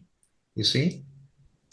Perfect. I think just to qualify that for anyone listening, when we say there's nothing to do, we're pointing to what we're saying is that it's not that the ego is seeking something other than this moment and fighting this moment, resisting this moment, wanting a different moment. It's not that the ego does that. That's what ego is. Yeah. There's nothing else to ego apart from that. So what we're saying is that the miracle comes quietly into the mind that stops an instant and is still. That's what Nick is saying. He's saying it's not a doing. I need do nothing. So this is what's being pointed to. Now, it's very important to say that when you stop, what you're going to encounter is restlessness and thoughts and judgments, and they're not going to stop, right? But the Course is saying, but I don't want you to stop them. I want you to be the stillness in the midst of the turmoil. I want you to bring all of that activity to what will not judge it. An undivided mind, that which is allowing all things to be exactly as they are. So what that promises you is that you will feel a sense of okayness in the midst of the sadness. You will feel a sense of okayness in the midst of the fear. You will feel a sense of okayness in the midst of the grief. That's all that's being promised. So what we're not saying is, oh, I just stop and everything's rosy, because actually I just stop and that pops the cork on everything that needs healing in our mind, which is going to rise to the surface. And my only job is to not be tempted to do something about it. My only job is to not start pushing and pulling and seeking and resisting and trying to change one set of thoughts for a new set of thoughts and trying to change one emotion into another emotion, because that's the one thing the Course is saying, listen, you spent your whole life doing that. That doesn't work. That's not going to get you anywhere. But what have you stopped? What could frighten me in this moment if my argument with everything stops? If the seeking and the resisting and the grasping, and remember, it's at this moment complete salvation is offered you. It's by stopping what we've done all our life, which is the fixing and the changing and the trying to understand and the working and the fighting, and it's all that. But what if that just stopped? What is the stillness in the midst of the turmoil? And your job is just to know yourself as the stillness in the midst of the turmoil. The turmoil is none of your business. That will get taken care of all by itself if it's brought to the stillness. Oh, absolutely. That's beautiful. And one thing that I always like to point out is that in the end, we have to go back to who am I? Because a lot of times this sort of understanding, it's wonderful when we're going through a tumultuous, when things seem to be challenging, right? But I always say that, but then if you find something in the world that you like, then you forget about all this stuff and you go back again with the identity that at once that whatever that world has to, and it's actually the undoing is of the whole thing. The undoing is that, am I willing to, like I was asking before, how many wants to let go of the ego? How many wants to disappear? Am I willing to really disappear completely?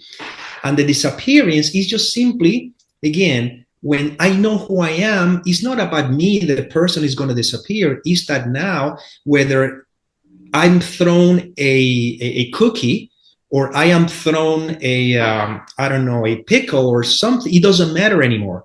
Whether it's the quote unquote good or the not so good, it doesn't matter anymore because I am resting in the fact that I am. And yes, the human experience will unfold as it will. There's going to be experiences that is going to be pleasurable and you can enjoy them.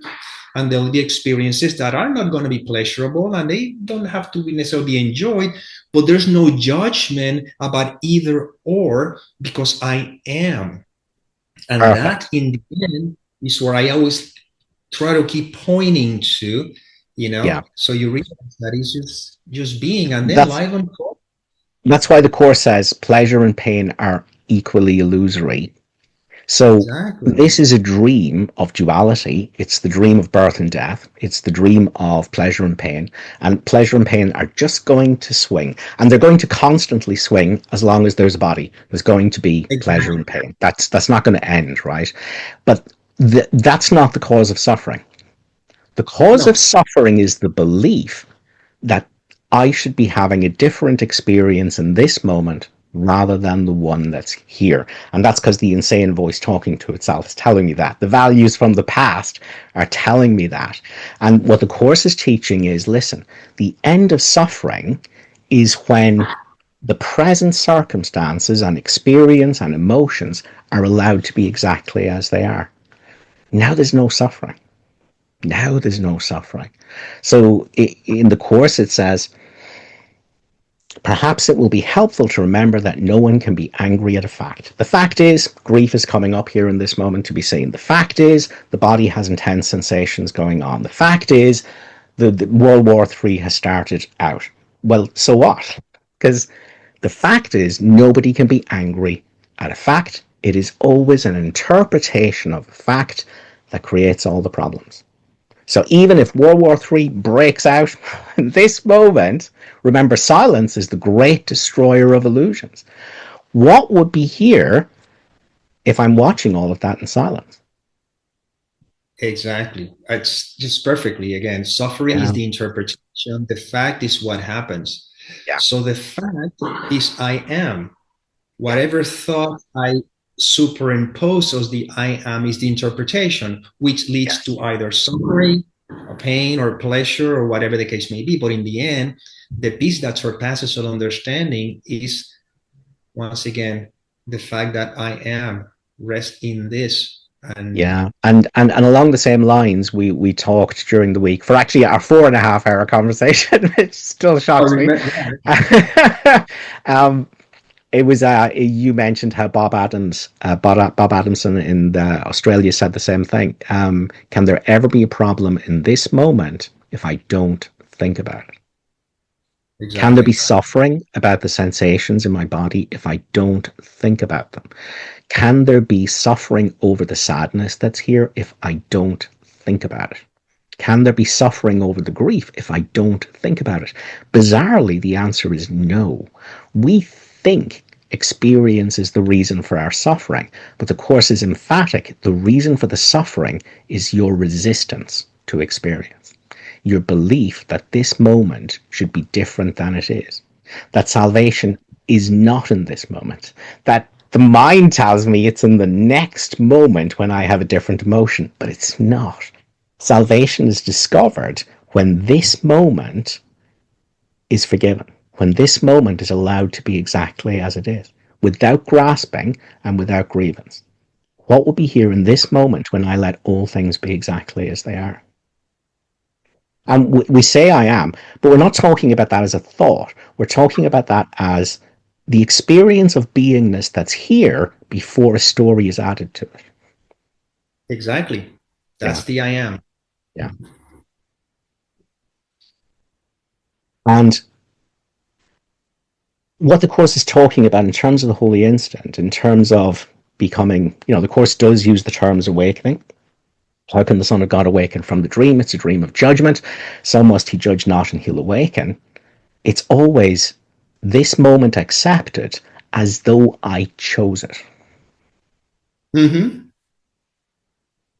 That'll get you there. That'll get you beyond thoughts. That'll get you beyond the mind's arguments.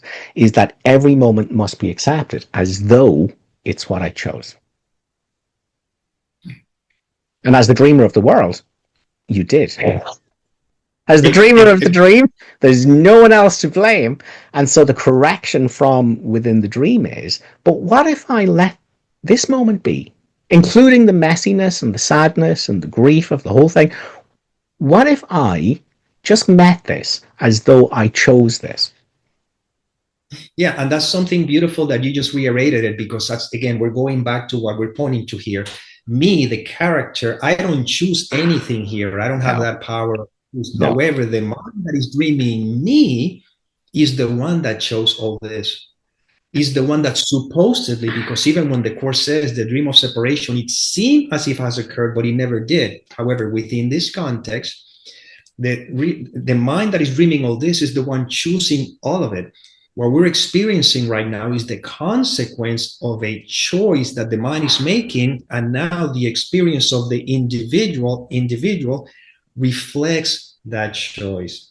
So you Yeah, could say that right now, all of us here are witness of the choice that the mind is making for salvation, as opposed to the choice that the mind would be making for destruction, or yeah, whatever, keep blind or keep believing the dream. So in that sense, it's a good reason to celebrate, if I would say that.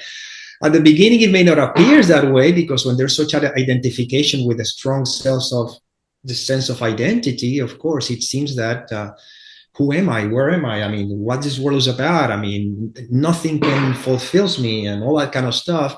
That's when Nisargadatta Maharaj talks about when you had your head caught in the tiger's mouth. Well, I guess our head is caught in the tiger's mouth, but the beautiful is that right now we can see that it's not what we thought it was, and now we have the opportunity to experience the beauty that lesson 107 says, when it says, can you imagine what a state of mind without illusion is? How it would feel Try to remember when there was a time, perhaps a minute, maybe even less, when nothing came to interrupt your peace, when you were certain you were loved and safe. Then try to picture what it would be like to have that moment be extended to the end of time and to eternity. Then let the sense of quiet that you felt be multiplied 100 times and then be multiplied another 100 more. And now you have a hint, not more than just the faintest intimation of the state your mind will rest in when the truth has come. Without illusions, there could be no fear, no doubt, no attack. And again, the illusions, the dreams are thoughts. And silence is the great destroyer. Yeah. And again, silence is a portal, because when you go into the silence, you find this awake, alive, aware nothing, which is everything. And now you realize that because this is what you are, you realize this is the dreamer of the dream. This is the dreamer appearing as his dream, and there's no separateness anywhere. And that's the awakening. Beautiful, Nick. I'm just going to add to that with a lovely poem from Helen Schuckman that I haven't read in a while. It's called Awaken Stillness. And again, think about this in the context of what is here when I don't believe thoughts? What is left when silence, the great destroyer of illusion, brings its blessing? Peace cover you, within, without, the same. In shining silence, and in peace so deep, no dream, which is a thought, of sin and evil can come near your quiet mind. And then in stillness wake. First there is silence, then awakening. Now is the time appointed for the end of dreaming. Still the cradle where you come to be reborn. The Christ is stirring in the home that he has chosen as his own. His vision rests upon your eyes, and soon you will behold his face, and will forget the fantasies, thoughts, that seemed to be so real until the stillness came. The Son of God has come to join you now. His shining hand is on your shoulder, and God's silent voice speaks ceaselessly of heaven. You will hear his single message calling to his own from his abiding place to wake in God. It's beautiful. Isn't it beautiful? It's my favorite Helen poem. There's a Christmas one I love as well. But I particularly like that, Awaken in Stillness. So we're coming up on time, guys. We don't actually have some hands up. We had, but some people backed out. So hopefully that means you had your question answered. So Nick, would you like to tell people where they can encounter more of your teachings? Well, this is what I would like to say, just to make sure. I am glad that this opportunity to be here with Keith and talking about A Course in Miracles, it was strictly focused on the language and the teachings of A Course in Miracles, because again, it's very simple to keep it that way.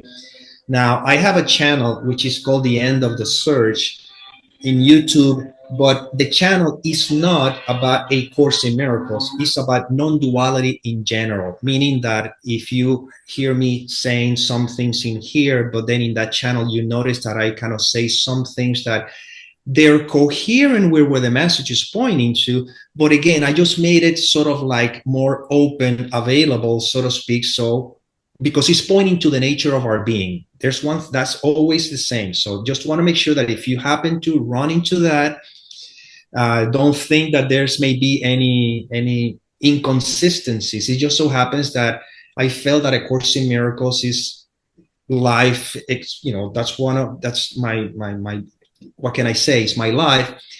However, in the more general aspect, I rather use a language that is very universal, and I may even touch about certain aspects in the realm of the dualism, so to speak, but again, bringing again back to the essence of what I am. So I just wanted to make sure, in case you run into that. Now, my website, nickarandes.com, and so that's why the ones interested in A Course in Miracles, that's what I wrote, What Happens When You Let God, rewritten, which is strictly about the teachings of the Course.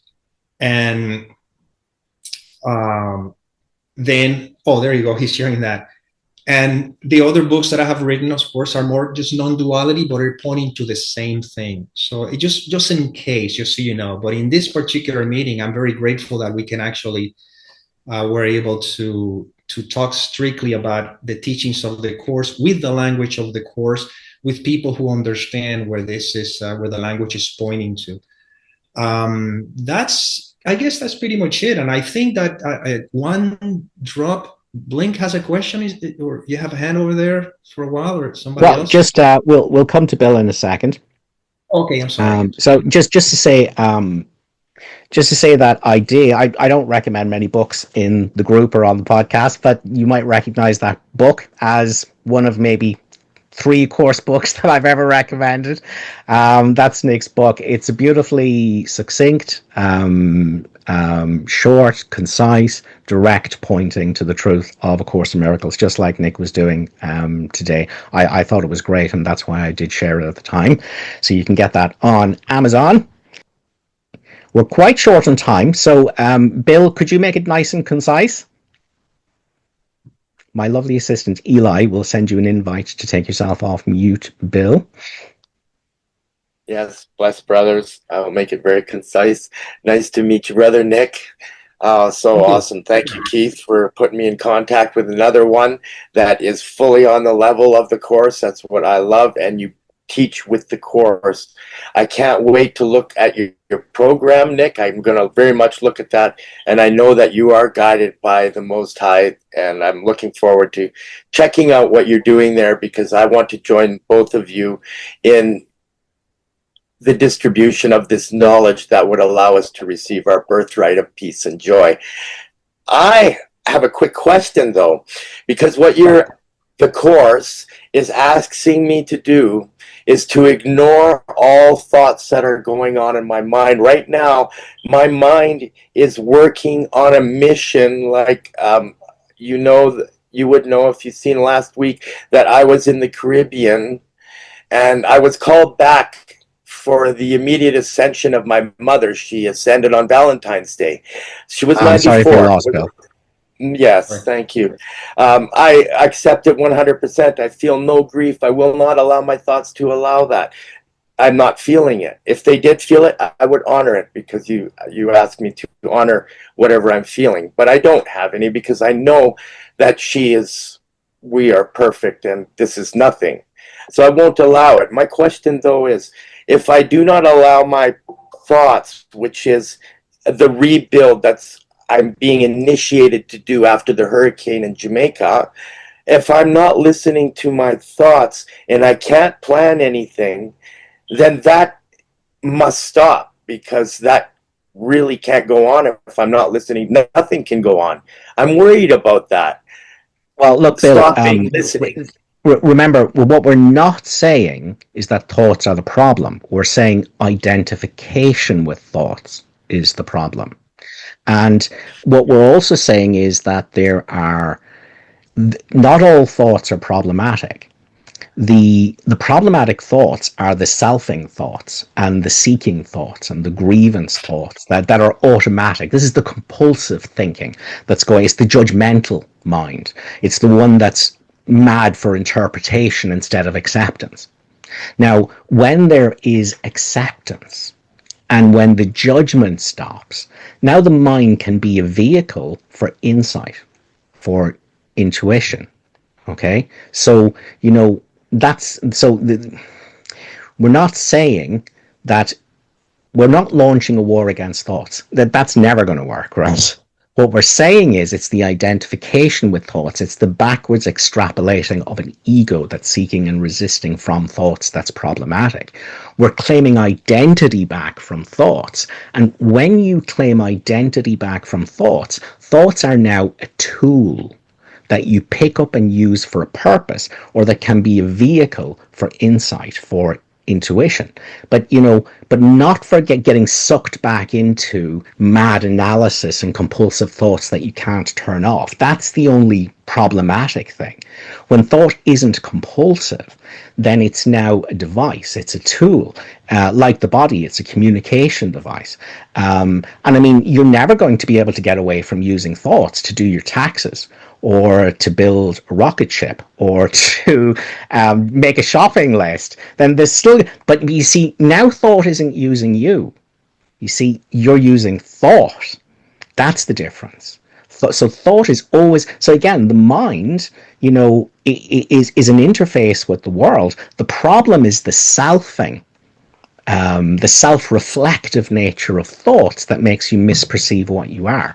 So what we're only ever doing is claiming back identity in the stillness from the noise, from silence, with silence, the great destroyer of illusion. What am I? And now from here, thought can be a device, but never an identity. The problem isn't the mind. The problem is you think the mind is your identity and not a tool. Anything you'd like to add to that, Nick? Actually, what you said was beautifully. I mean, there's nothing much to add. The only thing that is coming to mind just for language itself at the beginning when the question was, should I ignore the thoughts and everything? Well, it's not about ignoring the thoughts, because that is still fighting them. It's still against them, still coming back. It's about not identifying with them. In other words, they're going to come up. Why? Because the thoughts, the purpose of the thoughts, according to the ego's thought system, is to hold on to the sense of identity, to believe that I'm this individual. If I know who I am, then thoughts have nothing, no place to land, you know? But if I believe that this is who I am, well, all the thoughts will come up, and then I find myself in a struggle with them. But as I rest in beingness, which is what I am, thoughts do appear, you know, because they will. That's their job. They have to appear because they have to keep fighting for its identity. But now that I know who I am, I'm not ignoring them in a sense. I'm just simply seeing them as passing clouds. And in that sense, resting in the fact that I am, like, you know, Keith was saying, then as tools, I can use them, okay, from this space of tranquility or awareness, or whatever you want to call it. You can see what thoughts may be useful for the functioning in this world of appearances, but never losing sight that I am not the thoughts, not even the thinker of the thoughts. I am. And this I am in which all the thoughts will appear. And this is kind of when it's pointing to. I'm just giving you a quick adding to what he was pointing to. But that's really what it is. Thoughts will appear. I cannot not think. It's impossible because I'm not even the one thinking. But if there's an awareness that I am, then sure, they will appear. And as they appear, I rest in the silence, the great destroyer. And then from there, just observe how the journey unfolds, you know. And it's more likely that when the mind is not identified with its content, you know, whatever actions that you will find yourself taking are basically a representation of the thought system, of the right system, if you want to call it that way. And it's more likely that you'll be acting in accordance to that particular thought system, which in this case we'll call it the Holy Spirit thought system.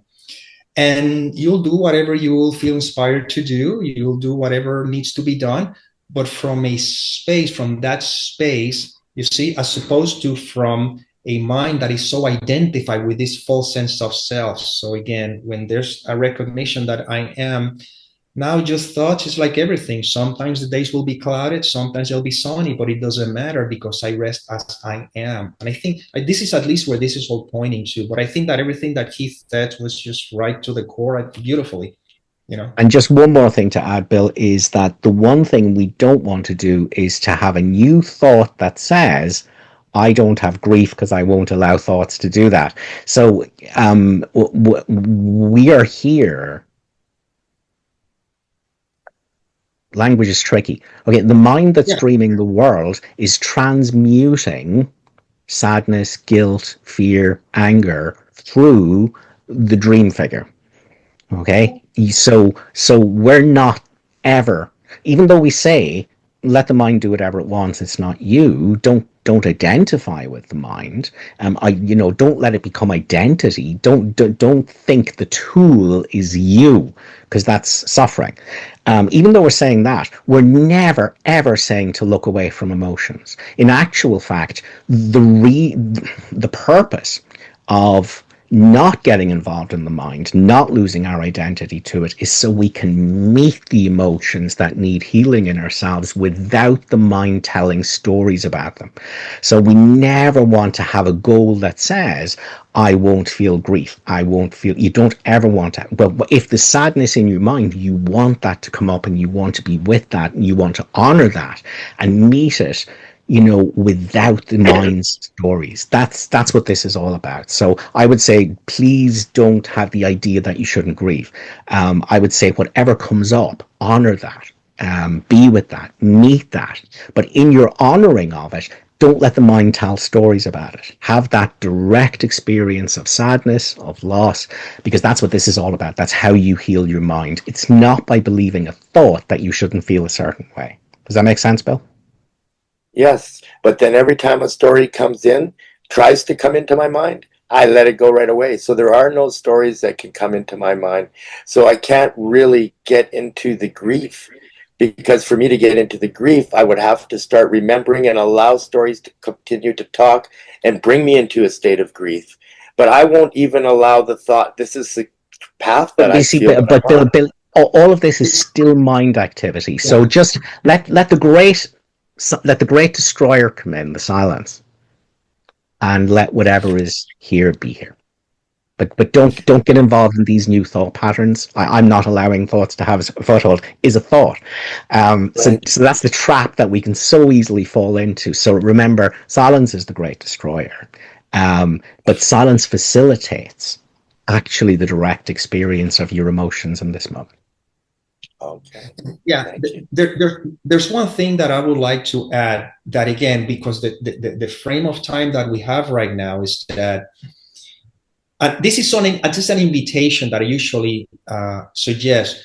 For example, when you said, yeah, but my thoughts, or I feel, whatever the case may be, right? Which I understand, you know, this is, but then I would stop and I said, but have you questioned who's the you who's saying that?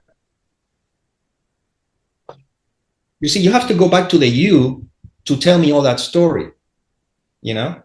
With that you, that's the you that allows for the story to keep showing up. Yeah, but my thoughts, they keep showing up in my mind. And but you see, so if that is not seen, you could stay on the surface without realizing it, you know? And that's why it's kind of like, okay, I can see the argument that the mind is conjuring up, and it's very, very logic, and it's very convincing. But who is the you? Who is the you who's saying those things? Who's defending? Who's telling me the story? Who is that you? You know, I do. I bring that up all the time when those thoughts are there, and I just say, I know I am nothing. But there's still the you saying, I bring this all the time, and I know that I am nothing. It's very subtle. You know, it's pretty subtle. But, you know, you kind of see where this is just, I'm just throwing that up in the air so you kind of notice, you know, because in the end, that's the subtleness of this, you know what I'm saying? And that's why that's what it takes a little bit to crack. But once that is seen through, then life is. And yes, emotions show up, they show up. And feelings, sensations, everything happens.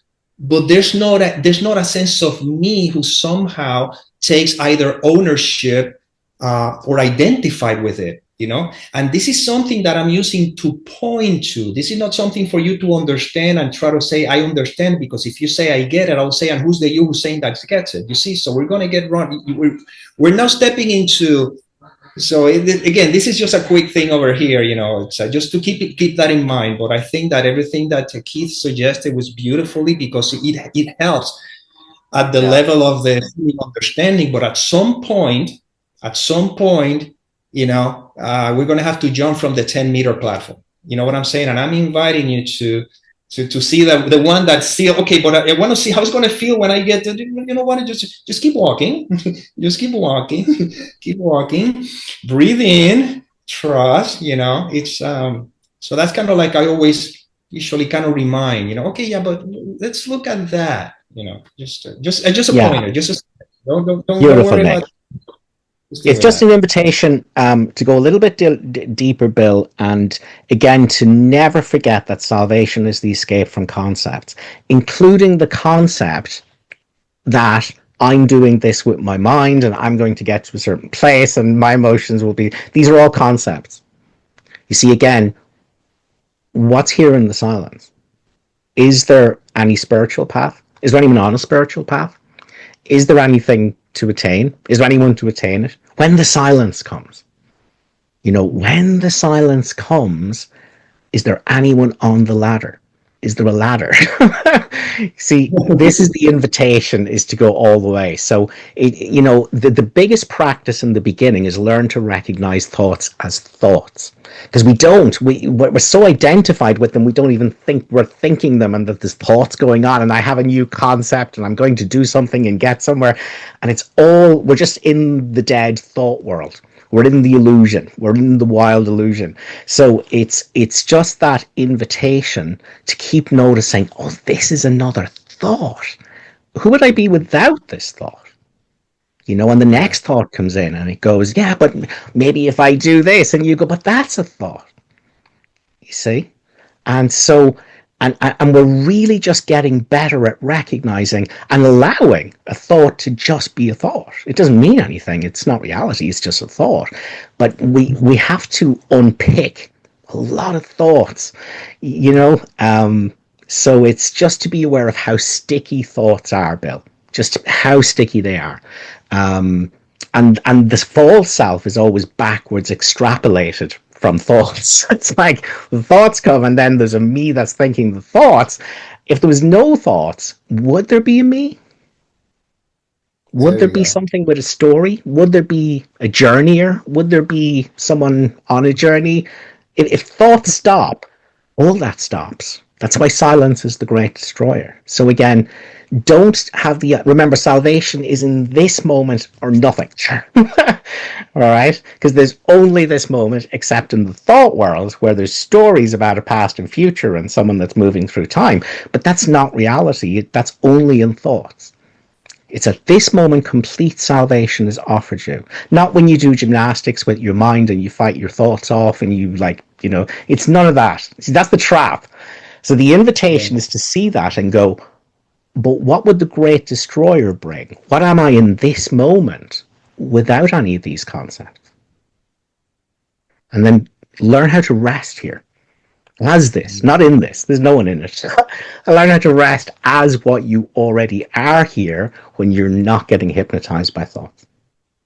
So I hope that's helpful, Bill. It's just a pointer to the practice to continue with. Keith, I know you have your hand up. We don't have time because Nick is rushing to teach a Spanish class in just a few moments. If you want, it's at 8:00 and we got 20 minutes, so that's no big deal.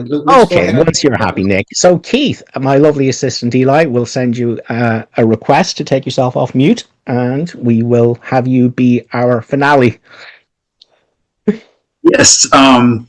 Thank you, Keith and Nick. I'm going to be really short to the point. How do you stay out of someone else's dream? I know you've said that several times. I've read it, especially in a special relationship, husband, wife. Nick, you're squirming over there.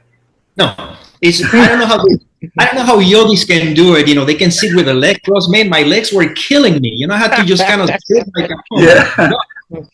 I'm sorry, I wasn't able to. I didn't figure out how to turn the camera on, but maybe next time. No, that's fine. Don't worry about it. You have a great question. If Keith let me jump in real quick after you. Go ahead, Nick. Go ahead. Okay. Finish your question, Keith, because I want to talk a little bit about this idea of special relationships and stuff. But go ahead. Anything else? Yes, because in the special relationship, self and other, it would seem that the thoughts are telling me, well, if I'm going to stay out of somebody else's dream, then I don't react. But, then how are you not seeming distant, rude, or uncaring when from where I am at this point, I can tell that's a dream, but you can't tell somebody it's a dream when they're dreaming it. So yeah, that's it. Okay, I'm gonna jump right in. Okay, first of all, you cannot tell anybody that it's a dream because they are part of your dream. There's no one out there separate from you. Right. So you're talking to yourself. But now, let's clear up this idea of a special relationship and holy relationship that I've seen so much confusion about it. There are no special relationships or holy relationships between individuals because there's no two. There's no separation. Relation happens between two. Okay, now, but why that concept is used? The mind, and we can use this word, the mind or the thought of separation, the mind that seems to be divided into the ego thought system, which projects the dream, and the half, or the other one, the Holy Spirit thought system, which knows it can see the illusions but doesn't believe in them because it's the translator, is the one that believes who I am. So the special relationship is happening between the mind and the ego thought system, and the holy relationship is happening between the mind and the Holy Spirit thought system. When the mind is identified with the ego thought system, it is in a special relationship, and it believes in the projection, and it believes that there's a two, and that's where the special love, special hate, and everything, because it believes that there's actually a separation, and it believes that there's so others. That's the special relationship. Now, the holy relationship is when the mind is identified with the Holy Spirit thought system, and the difference is that it does not believe the content of the dream. So even though you may still have a wife or relationship, when you're identified with the Holy Spirit thought system, you're just watching the play unfold, no big deal. But if you believe in the ego thought system, you believe that you're a separate person, that you have a woman over there or a wife over there, and then you believe all that stuff that you're talking about. So when you go back to the great destroyer, as our beloved Keith says over here, now you're back again to the Holy Spirit thought system, and that's when the Course in Miracles says that the miracle established that you're dreaming a dream and its content is not true. So that's the difference between a holy relationship and a special relationship. It's not in the world. There's no other. There's no relationship, even though it appears that way. Holy relationship, the mind is identified with the Holy Spirit thought system, and I don't take the dream seriously. Special relationship, the mind is identified with the ego thought system, and I believe all the thoughts, and I believe this room is my reality, and such and such. So you got to be very conscious about that. And once you have that clear, now just choose the Holy Spirit thought system, which is basically surrendering yours. That's all. It's not about how to, because the how to is another question that the mind asks. That's why exactly. And the Course in Miracles says that every answer that the world offers brings another question, leaving the first one unanswered. Why? Because all the questions and answers are for the mind, for the ego, for the seeming me. But the you is simply resting in the peace that I am. And if you rest in there, then the relationship will unfold as we will unfold, but you're not distracted because you are in a holy relationship with the Holy Spirit thought system. And then, well, the play unfold as it will, but you don't take it seriously. It makes sense? It makes perfect sense. If you could see the smile on my face, because perfect, Keith. Now, Keith, can I push you a little bit? Yeah, in this moment, without the mind stories about a past, and without the mind stories about the future, this is lesson 8, can you find any evidence of yourself as a person? No. And what's here when the stories are not believed? Is it changing? Or is it constant? It's constant. The only hesitation, because of after listening to Nick, my body is quivering right now. That's fine. That's fine. We're only talking about identity. So we're only talking about identity. So are you quivering when the body is quivering? Is I am quivering? It's not. No. Okay, so the Course tells us your brother has a changelessness in him beyond appearance and deception both. It is obscured by changing views of him that you mistake for his identity. All right, so this unchanging, this storyless I, all right, is the truth of your wife.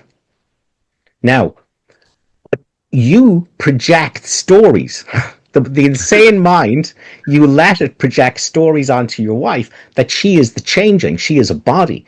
She is something that was good in the past or bad in the past and could be good in the future or bad in the future. That's all thoughts. So silence is the great destroyer of all of that. So the Course actually is training us is that no matter who you are interacting with at this moment, their identity is what is not changing. Now that is how you refuse to share someone's dream. Because if I am is the truth of what you are, it's not just the truth of what you are. That is the truth of what everyone is. The one I am.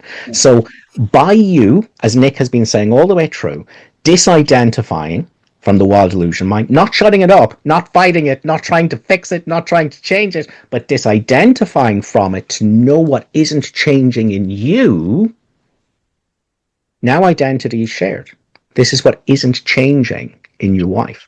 So when you choose against all the thoughts you have in your mind about what your wife should do and she shouldn't do and what she should do to fix herself and she should be more spiritual and how do I tell her to be more spiritual, they're all thoughts. Silence destroys, silence destroys all of that.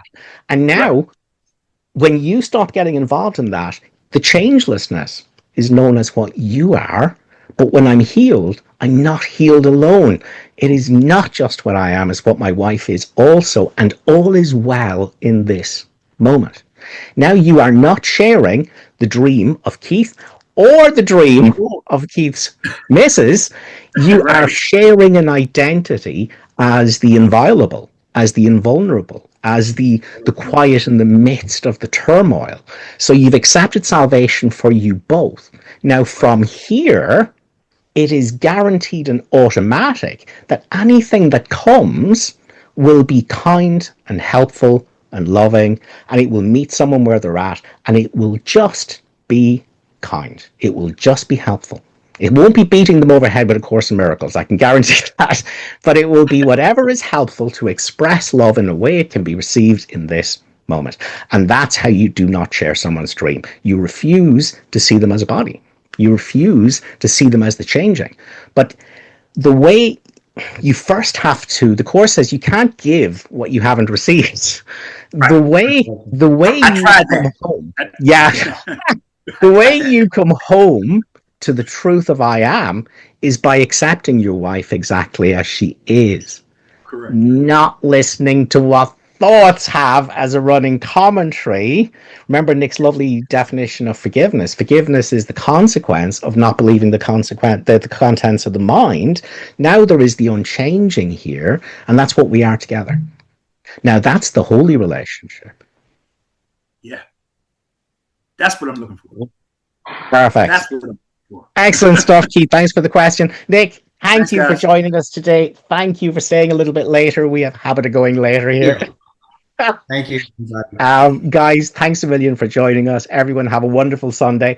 I think, I have to double check it with John Mundy. I think I'm on with John Mundy next week. We may not have our own live one, but I'll announce that in the group during the week. Thanks, guys. Cheers. Bye-bye. Everybody.